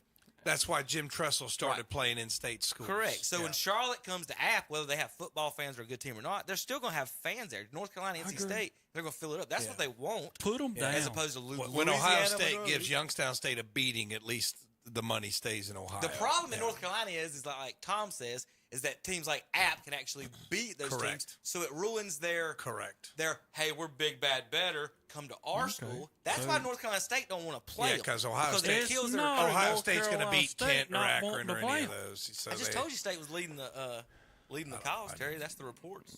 It's not the. I have an issue with the lawmakers imposing that. You assign these athletic directors and the athletic departments. You to have that trust for them to make these schedules. The lawmakers don't need to be dipping their hands into it. It's my tax dollars, Chip. It's my tax dollars support these schools. So. Well, you don't have a right to make the decision for your schedule either. No, I vote for these people. It's my tax dollars funding these universities. They're definitely my representatives. Should make regulations regarding in-state. Now, not Wake Forest, not Duke, not the private. I understand the schools, but difference. These are taxpayer-supported schools. Well, then, and I think that my tax dollars should stay in North Carolina. Well, you need to and get not, out of not it, Tom. You need to get out of it, Tom. My tax Tom, dollars I'll should stay in 100% North agree with Carolina. you. I think Tom's right on this. Yeah. Well, All right, I just we'll be back in a few. We'll be back next week, not a few minutes. Yeah.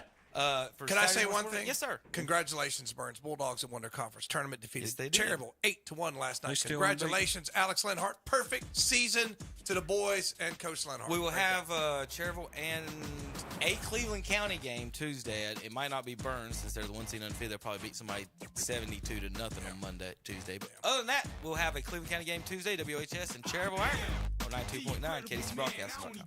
Incredible kid, cause I am the seed of a chosen breed. You don't see too many like me, cause I am one of the reasons you do what you do when you wanna be me instead of you, cause I